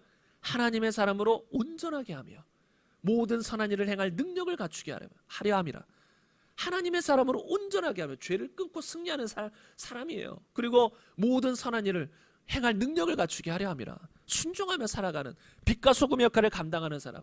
무엇이 그걸 가능하게 만들어요? 하나님의 말씀인 거예요. 그래서 시편 119편 11절 보면 내가 주께 범죄하지 아니하려 하여 주의 말씀을 내 마음에 두었나이다. 주의 말씀을 내 마음에 둘 때 우리의 삶이 변화되고 승리하는 삶을 살아갈 수가 있어요. 다른 방법으로 힘들어요. 주의 말씀, 내 노력만으로 되는 게 아니에요. 우리 신앙생활. 그래서 은혜인 거예요. 내 노력으로, 내 결단으로, 막 의지로, 그게 필요 없다는 건 아니지만 그것만으로는 안 된다라는 거예요. 그것은 기본으로 깔려 있어야겠지만 주의 말씀을 내 안에 둬야 돼요. 그래서 데살로니가 전서 2장 13절 보면 이러므로 우리가 하나님께 끊임없이 감사함은 너희가 우리에게 들은 바 하나님의 말씀을 받을 때에 사람의 말로 받지 아니하고 하나님의 말씀으로 받음이니 진실로 그러하도다. 이 말씀이 또한 너희 믿는 자 가운데서 역사하느니라. 지식이 아니에요. 말씀이 우리 안에 심어지면 그 말씀이 우리 믿는 자 안에서 역사해 나가는 거예요. 그래서 말씀이 우리의 삶을 변화시키고 끌고 나가는 것이에요. 그래서 우리가 변화되는 핵심적인 축 하나가 뭐냐면 말씀이고, 두 번째 축이 제가 이 성령이라고 했어요. 그래서 요한복음 16장 13절 보면 그러나 진리의 성령이 오시면 그가 너희를 모든 진리 가운데로 인도하시리니 그가 스스로 말하지 않고 오직 들은 것을 말하며 장래 일을 너희에게 알리시리라. 성령님이 모든 진리 가운데로 우리를 인도하세요. 우리 마음에 그래서 말씀을 또 생각나게 하시고 새기시는 분도 누굴까요? 성령이신 거예요. 아까 구약 성경 예레미야와 에스겔서를 보면 복음에 대해서 예언하는데 반쪽을 예언한 거예요. 무엇이냐면 말씀을 마음에 새기겠다 반쪽을 예언하고, 에스겔서에서는 영을 주어서 우리가 말씀을 지키게 하겠다 반쪽을 예언한 거예요. 두 개 합치면 뭐예요? 성령이 오셔서 우리를 진리 가운데로 인도하며 우리 안에 말씀을 새기며 살도록 해주신다는 거예요. 여러분, 말씀이 우리 안에 새기는 역할도 성령이 해주시는 거예요. 성령이 오셔서 우리 안에 말씀을 새기게 해주시는 거예요. 우리의 말씀을 심어주시는 것이에요. 그래서 오늘 본문 말씀처럼 이렇게 거듭나고 성령을 받은 사람은 성령을 따라 행하면 되는 거예요. 그때부터 아무나 성령을 따라 행하는 게 아니죠. 말씀 듣고 거듭나서 이 복음을 이 안에, 성령을 이 안에 모신 사람, 그러면 성령을 따라 행하면 육체의 욕심을 이루지 아니한다. 이건 성경님 말하는 비결이에요. 육체의 욕심을 이루지 않을 수 있다라는 비결인 것이지요. 그래서 여러분이 기억하세요. 말씀과 성령으로 나는 변화될 수 있다. 변화될 수 있다. 그럼 결론입니다. 구체적으로 어떻게 해야 되는가? 이게 어찌 보면 가장 우리가 귀담아 들어야 될 부분 중에 하나예요. 어떻게 해야 돼요? 그럼 말씀과 성령이 내 안에서 역사하도록 하려면 어떻게 해야 돼요? 첫째, 기도해야 돼요. 기도하지 않으면 성령이 내 안에서 나를 끌고 나가게 하는데 너무나도 둔감하고 우리가 무뎌질 수 있어요. 우리가 기도할 때 성령이 역사하시고, 기도할 때 우리가 더 죄에 대해서 민감해지고 주님의 음성에 들려서 새롭게 변화될 수 있는 그런 역사들이 있거든요. 그래서 예수님도 시험에 들지 않게 깨어 기도하라. 기도해야 돼요. 첫 번째 기도예요. 그러나 제가 지금 이 시간 더 강조하고 싶은 건 무엇이냐면 여러분, 말씀을 읽고 듣고 묵상하셔야 돼요. 그리고 이 설교, 이런 예배의 영상들을 계속 반복적으로 들으며 또한 영적인 신앙 서적들을 많이 읽고 묵상하는 것이에요. 간단한 것 같지만 여러분, 이게 비결이에요. 저는 비결을 말씀드리는 거예요. 여러분, 다른 걸로 수많은 사람들이 해봐요. 안 돼요. 잘 안 돼요. 노력을 해도 안 돼요. 그런 사람들에겐 제가 이걸 제시하고 싶어요. 영적인 설교들을 많이 들으십시오. 성경을 더 읽으십시오. 영적인 신앙서적들을 계속 읽으십시오. 그러면 그렇게 읽을 때 또는 들을 때 성령이 역사하셔서 어느 순간 말씀을 이 안에 새겨버리세요. 하나님이 말씀 이 안에 들어와 버려요. 말씀을 들으면서 책망을 받아요. 나를 자꾸 돌아보게 만들어요. 충격을 받아요. 그럴 때 사람이 변화되는 것이에요. 여러분, 씨 뿌리는 비유에서 마지막 좋은 땅에 뿌려진 비유가 무엇이었나요? 좋은 땅에 뿌려진 것은 말씀을 듣고 깨달아 결실하여 이 열매를 맺는 자니. 근데 여기서 보세요. 듣고 깨달아. 근데 여러분, 사람들이 말씀을 한두 번 듣고 안 깨달아져요. 제가 깨닫는다는 건 지식적으로 아 그렇구나 이게 아니에요. 아 그렇구나 하고 이 안에서 확 깨달아지는 거예요. 알지 못했던 것들이 이 안에 들어와지면서 깨달아지는 걸 말하는 거예요. 근데 그것은 반복적으로 듣고 묵상하는 것이 필수예요. 이것은 여러분이 경험해 보셔야 돼요. 말씀을 계속 듣잖아요. 한 번 듣고 똑같은 걸 계속 두 번 듣고 하다 보면 그 전에 듣지 못했던, 그 전에 깨닫지 못했던 것들을 깨닫기 시작해요. 여러분, 이건 저뿐만 말하는 게 아니라 수많은 사람들이 동일하게 이구동성으로 말하는 거예요. 여러 번 듣다 보면 그 말씀 안에서 더 깊이 깨달아지고 더 깊이 깨달아지고, 그러다 보면 이 안에서 내 자신을 발견하고 또 책망을 받게 되고 찔리게 되고 하나님의 말씀을 살았다 했잖아요. 히브리서 말씀 보겠습니다. 히브리서 4장 12절 말씀 보면, 여기서 보면 하나님의 말씀은 살아있고 활력이 있어 좌우의 날성검보다도 어떤 검보다도 예리하여 혼과 영과 및 관절과 골수를 찔러 쪼개기까지 하며 또 마음의 생각과 뜻을 판단하나니. 세 번역에 보면 마음에 품은 생각과 의도를 밝혀냅니다.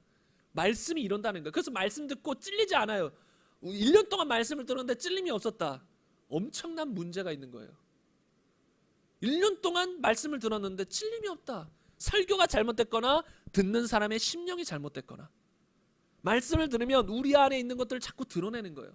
그래서 여러분, 기도도 이런 기도도 꼭 필요한 게 뭐냐면, 하나님 내 자신을 보게 해주세요. 내 안에 어떤 하나님이 원치 않는 것이 있습니까? 숨은 죄악이 있습니까? 알려주세요. 그러면서 말씀도 듣는 거예요. 그러면 말씀 듣다가 내 자신이 보이는 거예요. 성경은 말씀을 거울로 비유하잖아요. 거울로 보는 거예요. 거울로 뭘 보는 거예요? 거울로 딴 사람 비추는 거 아니잖아요. 거울로 나를 비추는 거예요. 나를 비추고 나를 보는 거예요. 그럼 말씀을 볼 때마다 아, 내가 뭐가 묻었나, 내가 뭐가 잘못됐나, 막 찔림을 받고 충격을 받으면서 내 자신을 변화시켜 나가는 거예요. 그리고 말씀을 듣고 깨닫는 자니. 말씀을 듣다 보면 깨달아요. 여러분, 용서가 안 되는 큰 이유 중에 하나가 뭔지 아세요? 핵심적인 이유? 어떤 사람들은 용서가 안 된대요. 믿는 사람인데 정말로 이 마음에 분노가 가득 차서 용서가 안 된대요. 그러면 그 사람들에게 처방은 뭔지 아세요? 물론 기도하는 거 도움이 돼요. 그러나 용서에 관한 설교를 계속 들으십시오. 그냥 어정쩡한 용서하십시오 설교 말고 성경대로 제대로 설명해주고 풀어주는, 용서에 관한 귀중한 진리들을 풀어 설명해주는 그런 설교를 찾아서 계속 들으십시오. 그럼 그걸 듣다가 깨달아져요. 본인이 용서 못하는 것도 본인은 용서할 수 없다라고 본인이 생각을 갖고 있는 거예요. 근데 아, 나는 용서해야 되는구나, 용서하는 게 지극히 정상인 것이고 당연한 것이고 용서할 수 있구나. 그리고 그런 말씀들이 점점 이 안에서 깨달아지고 이 안에 들어와 버리면 용서가 쉬워져요. 물론 좀 어렵기도 하죠. 때때로 누가 힘들게 하면. 그러나 이 안에서 용서가 가능해져요. 용서에 대한 말씀들을 다 깨닫고 이 안에 새겨졌기 때문에. 여러분, 다른 것들도 마찬가지예요. 죄가 안 끊어진다, 어떤 특정한 죄가 안 끊어진다, 그럼 그 죄를 지적하는 설교를 한번 계속 들어보세요. 그러다 보면 그것에 대해서 더 심각하게 와닿게 되고, 내가 이러다 지옥 가게 되겠구나, 이 안에 충격을 받고 내가 그래서 내 자신을 변화시키고 쳐서 복종시키다 보면 성령이 동일하게 그때 역사하셔서 말씀을 내 안에 새기시고, 그러다 보면 그렇게 사람이 변화되는 것이거든요. 말씀이 우리를 변화시킨다는 거예요. 그래서 여러분이 기도를 하시면서 특별히 성경, 특별히 또 영적인 설교들을 많이 들으세요. 반복해서 들으세요. 유튜브에 올라온 저희 설교뿐만 아니라 또 한국 땅에 하나님이 쓰시는 종들, 곳곳에 쓰신 종들, 그냥 막연한 설교 말고요, 정말 하나님 말씀을 정말로 잘 쪼개서 전해주는 사람, 잘 분별해서 전해주는 사람. 그럼 많은 설교를 들어보면 답이 없는 경우들이 많아요. 여러분, 무슨 말인지 아시나요? 답이 없는 설교가 상당히 많아요. 이건 제 주변 사람들도 종종 그런 얘기를 저에게 말해주기도 하더라고요. 사람들 설교를 듣다 보면 답이 없다라 이거예요. 막연히 용서하라 끝. 어떻게 용서할 건데? 왜 용서해야 되는데? 이런 얘기가 없다라는 거예요. 막연히 기도하라. 막연히 용서하라. 막연히 사랑하라. 이런 설교 말고 뭔가 분명한 성경적인 답을 제시하고 성경적인 그 진리들을 정확히 설교해 줄 수 있는, 그리고 기도하는 목사, 기도하는 성령 역사하는 어떤 목사님, 교회, 그런 설교들을 계속 들으시라는 거예요. 그러면 여러분이 변화가 되는 거예요. 그런 설교를 들을 때 성령이 역사하시죠? 그러면서 내 마음에 하나님 말씀을 새기고 이 마음을 바꾸신다는 거예요. 그래서 우리가 말씀대로 살아가는 하나님의 백성으로 살아가게 하신다는 거예요. 그래서 여러분, 지금부터 정말로 더욱더 여러분이 특별하게 정말 어떤 죄 때문에 아니면 또 어떤 것을 순종하는 것을 어려움을 겪으신다면 기도 더욱 하시고 특별히 말씀을 많이 들으시고 읽으시고 묵상하세요. 그럼 여러분, 그 말씀이 여러분 안에 살아 움직여서 여러분의 삶을 변화시켜 나갈 것입니다. 이건 실제입니다. 저번 주에 제가 나눴던 것처럼 그냥 오래전부터 여러 번 들었던 말씀이지만 어떤 목사님의 설교를 들을 때 육신의 생각은 사망이요 영의 생각은 생명과 평안이다. 육신대로 살면 반드시 죽을 것이로되 영으로서 몸의 행실을 죽으면 살리다. 그 말씀을 딱 들었을 때 그냥 그 구조를 선포하시는데 그 말씀이 확 들어와 버리는 거예요. 그래서 지쳐있고 무기력하고 영적으로 다운돼 있었는데 순식간에 마음이 이렇게 세워져 버리는 거예요. 그래서 영적인 죄악들을 이겨나가기 시작하고 다시 힘있게 전진하기 시작했다는 거예요. 물론 그것이 한번 그렇게 됐다고 영원히 지속되지는 않아요. 지속적으로 그 말씀을 계속 듣고 지속적으로 이 안에서 말씀을 찾고 묵상하고 새겨야지 그 말씀이 더 뿌리 내리고 우리의 삶을 이끌어 나갈 수 있다는 거예요. 그래서 여러분이 이렇게 하나님 말씀을 사모하면서 정말로 말씀을 들으시고 반복적으로 들으시고 기도하시면서 정말로 예수님의 형상으로 닮아가는 저와 여러분이 되시기를 간절히 바랍니다. 간절히 바랍니다. 제가 끝나려고 했는데 요거 결론적으로 한 가지만 더 말씀드려야겠어요. 끝나려고 했는데 제가 길어져서 끝내려고 했는데 이 마음이 이거는 하고 끝내야 된다는 마음이 들어서 딱 그러면 이렇게 우리가 말씀을 듣고 기도하는 삶을 살아가야 되는데 우리에게 필요한 세 가지 자세가 있어요. 간단해요. 히브리서 3장 15절입니다. 성경에 일렀을 때 오늘 너희가 그의 음성을 듣거든 격노하게 하던 것 같이 마음을 완고하게 하지 말라 하였으니. 우리가 이제 설교를 계속 들을 거예요. 여러분이 이런 말씀을 듣고 깨달았으면 내가 내 삶을 새롭게 하기 위해서 말씀을 계속 들을 것이에요. 그런데 그냥 막연하게 들으면 안 돼요. 우리의 마음 자세가 어때야 되냐면 마음을 완고하게 하면 안 돼요. 많은 사람들이 평생 설교를 들으면서도 마음을 완고하게 하기 때문에 안 변화돼요. 완고하게 한다는 게 무엇일까요? 완고하게 하지라는 그 원어를 보면 스클레리도예요. 발음도 어려워요. 스클레리도인데 굳은 완악한 완고한. 다른 말로 표현하면 하나님께서 말씀하실 때 마음을 굳게 하고 닫아버리는 거예요. 어떤 말씀들을 통해서 내 자신을 보여주시고 책망하고 막 지적하시고 내 안을 찌르고 있을 때 말씀은 검이니까 찔러야 돼요. 말씀을 듣는데 안 찔리면 그게 이상한 거예요. 저는 말씀을 들을 때 찔림을 받는 거 좋아합니다. 저 옛날에 어떤 교회에 다녔을 때 너무 힘들었을 때가 있었어요. 정말 은혜 받고 싶었는데 은혜가 안 됐어요. 내가 잘못됐나, 내가 겸손하지 않나, 내가 교만하나 막 생각도 해봤지만 안 돼요. 은혜 받고 싶어도 안 돼요. 근데 딱 한 번 은혜 받았을 때가 있어요. 무엇이냐면 죄를 책망했을 때. 설교 중에 죄 책망이 있었는데 이렇게 찔림을 받았어요. 그때 은혜가 되더라고요. 너무 좋더라고요. 그때 내 자신을 돌아보게 되고 회개하게 되고 새롭게 하게 되잖아요. 그래서 여러분 정말로 이렇게 하나님 말씀을 들을 때 하나님 말씀의 특징 중에 하나가 찔러요. 우리 안에 막 마음과 생각을 드러내 보여주신다는 거예요. 근데 우리는 때로 고통스러워요. 우리 마음에 숨은 것들이 드러나니까. 그러면 많은 사람들이 마음을 닫아버려요. 마음이 더러운 것들이 드러나니까 싫으니까 닫아버려요. 그러면 안 되고 그렇게 마음을 굳게 완고하게 하면 안 되고 그때 마음을 겸손히 낮춰야 된다는 것이죠. 이게 우리에게 필요한 첫 번째 자세예요. 나머지 두 번째 자세는 무엇이냐면 사도행전 10장 33절에 보면 내가 곧 당신에게 사람을 보내었는데 오셨으니 잘하였나이다. 이제 우리는 주께서 당신에게 명하신 모든 것을 듣고자 하여 다 하나님 앞에 있나이다. 여러분 말씀을 들을 때는 항상 내 중심이 하나님 말씀 앞에 있나이다 중심이 돼야 돼요. 하나님 앞에 내가 하나님 말씀을 듣고 싶어서 이곳에 있습니다. 하나님 말씀을 사모합니다. 이렇게 하나님 말씀을 사모할 때 그 고넬료 집안 어떤 변화가 일어났어요? 하나님 앞에 있나이다 하면서 베드로로부터 전해지는 말씀을 들었을 때 말씀을 듣는 도중에 성령이 역사하시고 성령 충만함이 역사하시고 방언도 하고 막 이런 역사가 일어났거든요. 말씀 듣는데 그냥 방언이 다 터져버리는 거예요. 성령이 막 임해버리는 거예요. 어떻게 그게 가능해요? 하나님 앞에 있나이다 중심으로 말씀을 듣는 거예요. 그러니까 그때 강력한 하나님의 역사가 있었던 거죠. 이게 두 번째입니다. 세 번째는 뭘까요? 사도행전 17장 11절입니다. 베레아에 있는 사람들은 데살로니가에 있는 사람들보다 더 너그러워서 간절한 마음으로 말씀을 받고 이것이 그러한가 하여 날마다 성경을 상고함으로. 비슷한 내용이지만 여러분 말씀을 받을 때는 들을 때는 항상 간절한 마음으로 하나님 오늘 내가 하나님 말씀을 사모합니다. 하나님 앞에 있을 뿐만 아니라 하나님 말씀 듣기를 사모합니다. 간절한 마음으로 주의 말씀을 받아야 된다는 거예요.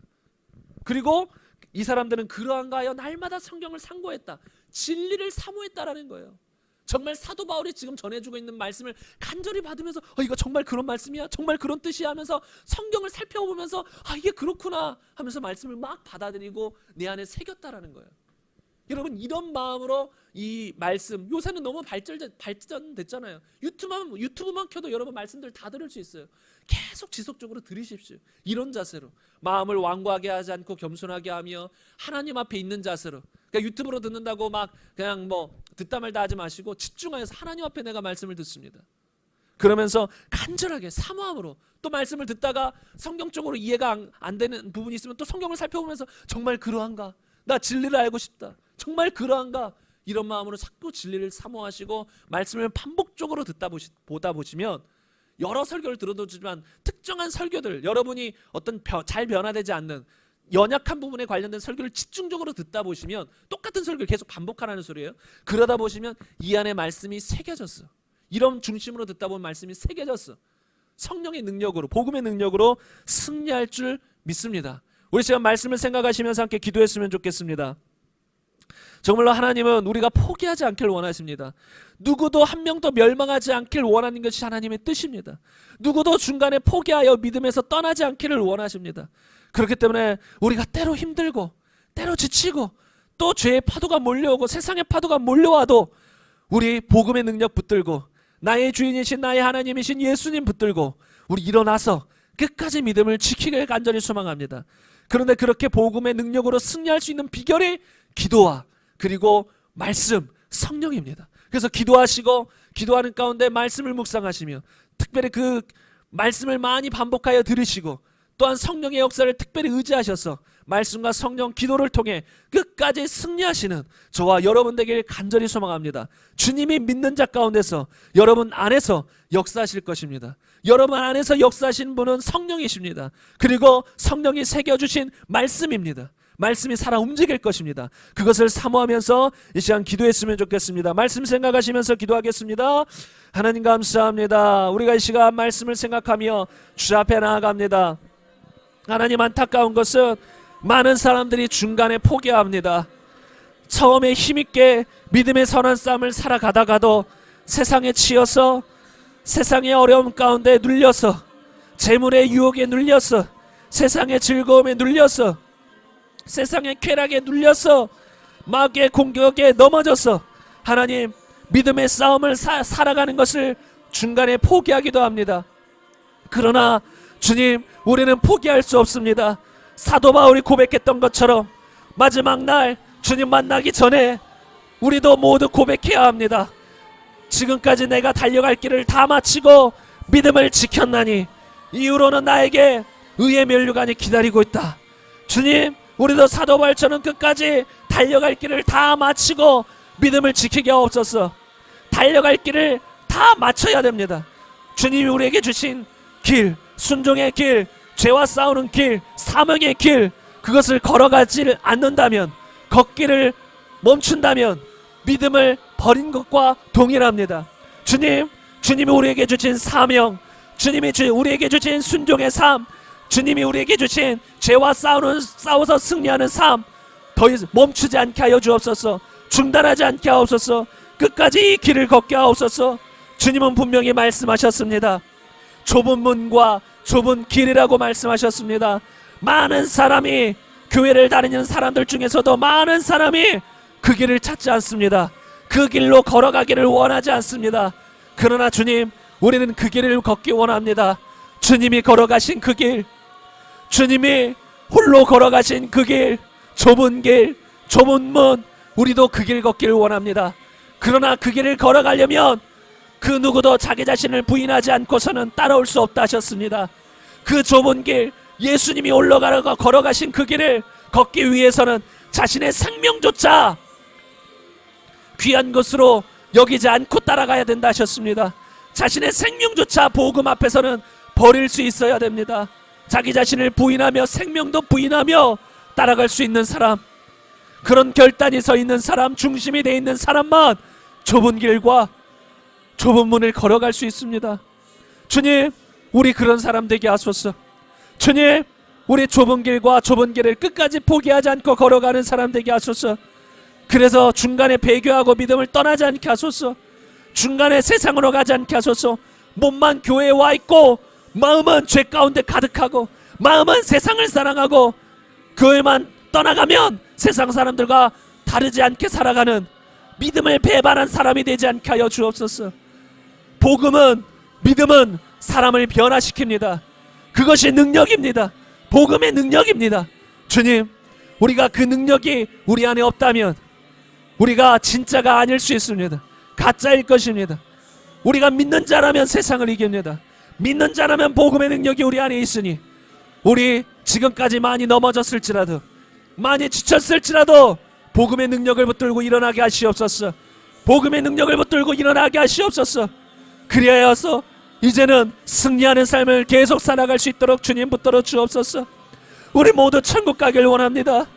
주님, 천국 가야 됩니다. 지금 교회에 나와서 예배를 드리시는 성도님들 한 명도 지옥 가서는 안 됩니다. 유튜브로 드리는 성도님들도 한 명도 지옥 가서는 안 됩니다. 주님, 천국 가야 됩니다. 주님, 천국 가야 됩니다. 주님, 천국 가야 됩니다. 주님이 설교 가운데 강력히 역사하소서. 오늘 들은 설교 말씀이 우리 안에 계속 머무르게 하소서. 생각나게 하소서. 그리하여 말씀과 성령으로 평생 승리하며 살아갈 수 있도록 단 한 명도 믿음을 버린 사람이 없도록 주님 역사하여 주옵소서. 우리 모두 천국 가기 원합니다. 우리 모두 천국 가기 원합니다. 우리 모두 천국 가기 원합니다. 주님 붙들어 주세요. 주님 붙들어 주세요. 주님 붙들어 주시옵소서. 철저히 회개하는 삶 살아가게 하여 주옵소서. 분명히 하나님의 말씀은 우리의 심령을 쪼개버립니다. 우리의 마음의 숨은 뜻을, 감추어진 뜻을 밝히 드러냅니다. 하나님의 말씀은 검입니다. 우리의 심령을 찌릅니다. 그러여서 어떤 사람들은 마음을 더 완고하게 합니다. 마음에 어두움이 드러나는 것을 두려워합니다. 마음에 책망받는 것을 싫어합니다. 그래서 마음을 더 완고하게 합니다. 그러나 우리는 마음을 겸손하게 하게 하여 주옵소서. 마음을 부드럽게 하게 하여 주옵소서. 그래서 하나님의 말씀에 책망이 있을 때 우리 마음속에 더러운 것들이 드러날 때마다 감사함으로 받아들이고 회개할 수 있는 은혜를 부어 주시옵소서. 회개하지 않는 자는 천국에 들어가지 못합니다. 회개하는 삶을 중단한 사람은 구원을 잃어버립니다. 회개하는 삶을 살아가야만 주님의 통치 안에 머물며 주님을 주인으로 믿는 사람입니다. 회개하지 않는 사람은 주님의 말씀을 무시하는 사람이며 주의 말씀을 거부하는 사람입니다. 주님, 우리가 회개하는 삶을 살아가게 하옵소서. 주님, 우리가 날마다 주의 말씀을 들으며 말씀을 읽을 때마다 우리 자신을 거울로 보듯이 지켜보고 우리 자신을 바라보고 우리 자신을 생각하고 회개하는 삶을 더 말씀대로 예수님의 형상으로 닮아가는 삶을 살아갈 수 있도록 하나님 역사하여 주옵소서. 하나님 역사하여 주옵소서. 하나님 역사하여 주옵소서. 하나님 역사하여 주옵소서. 마음이 변화되게 하여 주옵소서. 우리의 마음과 생각에 성령님 주의 말씀들을 새겨 주옵소서. 죄의 삭은 사망이라 했습니다. 육신대로 살면 반드시 죽을 것이라 하셨습니다. 성령님 이런 말씀들을 새겨 주옵소서.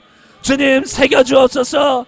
주님 새겨 주옵소서. 그리하여 육신대로 살지 아니하고 영으로서 몸의 행실을 죽이며 말씀대로 살아가는 우리 성도들 되게 하여 주옵소서. 주님, 주님, 주님 역사하소서.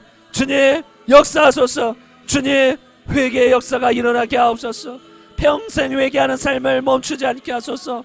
평생 포기하지 않게 하소서. 중단하지 않게 하소서. 하나님 은혜를 베풀어 주시옵소서. 하나님 은혜를 베풀어 주옵소서. 주님 감사합니다. 우리의 마음을 변화시키시는 주님을 찬양합니다. 주님, 성령님이 가운데 더 역사하여 주옵소서. 성령님이 가운데 더 역사하여 주옵소서. 마음을 드려야 됩니다. 주님, 우리의 마음을 드려야 됩니다. 주님이 원하시는 건 우리의 중심입니다. 주님이 원하시는 건 우리의 마음입니다. 마음과 중심으로 주의 말씀에 순종하며 마음으로 하나님을 사랑하며 이웃을 사랑하는 그런 참된 하나님의 백성을 원하시고 그들과 함께 영원히 천국에서 살기를 원하십니다. 주님, 우리의 마음이 그런 마음이 되게 하옵소서. 말씀과 성령의 역사로 우리 마음이 그런 마음이 될 수 있도록 주님 역사하여 주옵소서. 주님 역사하여 주옵소서. 주님 은혜 베풀어 주옵소서. 주님을 찬양합니다. 하나님 감사합니다. 말씀과 성령의 역사로 우리의 중심이 하나님을 사랑하고 우리의 중심이 죄를 싫어하며 죄를 끊으며 우리의 중심이 주의 말씀을 기뻐 지키며 살아갈 수 있도록 은혜 베풀어 주옵소서. 하나님은 그토록 원하시는 것이 우리의 하나님이 되길 원하시고 우리가 그분의 백성 되기를, 그래서 영원히 우리와 함께 영원한 천국에서 영원히 안식을 누리며 영원히 기뻐하며 이 가운데 평강 가운데 살아가길 원하시는데, 주님, 그러기 위해선 반드시 우리의 마음이 주의 말씀과 성령으로 변화돼야 됩니다. 날마다 변화된 삶을, 회개하는 삶을, 싸우는 삶을 살아가야 됩니다. 다른 말로 주님의 통치 안에 머물며 살아가야 됩니다. 주님 붙들어 주옵소서. 우리 성도님들 중에 단 한 명도 마지막 날에 천국에서 보지 못할 사람이 없게 우리 모두가 천국에서 영원히 함께 기뻐하며 주님과 함께 안식 가운데 살아갈 수 있도록 주님, 우리를 강력히 붙드사 날마다 회개하며 죄와 싸우며 순종하며 주님 안에서 거하는 삶을 살아가게 하여 주옵소서. 주님 감사합니다. 준비한 예물 주 앞에 올려드립니다. 하나님이 원하시는 귀한 곳에 사용되게 하여 주시고 우리 성도님 영혼 육간에 강건하게 하시며 이 땅에서도 형통하며 재물 얻을 능력을 주시고 또한 몸도 강건하게 하시고 아픈 것이 없게 하시며, 그래서 몸과 마음도 강건하며 또 이 땅에서도 재물 얻을 능력 주셔서 하나님 풍성한 가운데 많은 사람들에게 나눠주며 구워주며 살아가게 하시고 하나님의 영광과 빛을, 사랑을 나타내는 삶을 살아가게 하여 주옵소서. 또한 우리 마음 가운데 어떤 염려가 있습니까? 주의 말씀 가운데 그런 모든 염려를 맡기고 하나님 날마다 평안하며 기뻐하며 살아갈 수 있도록 도와주옵소서. 주님은 분명히 아무것도 염려하지 말라고 하셨고 주님 안에 항상 기뻐하라고 말씀하셨습니다. 우리는 염려하지 않을 수 있고 기뻐할 수 있습니다. 주님, 기도하며 또한 말씀을 반복해서 들을 때, 우리가 깨달을 때, 말씀이 우리 안에 들어올 때 그런 역사가 일어납니다. 주님, 우리 모든 성도님들에게 그런 역사가 일어나게 하여 주옵소서.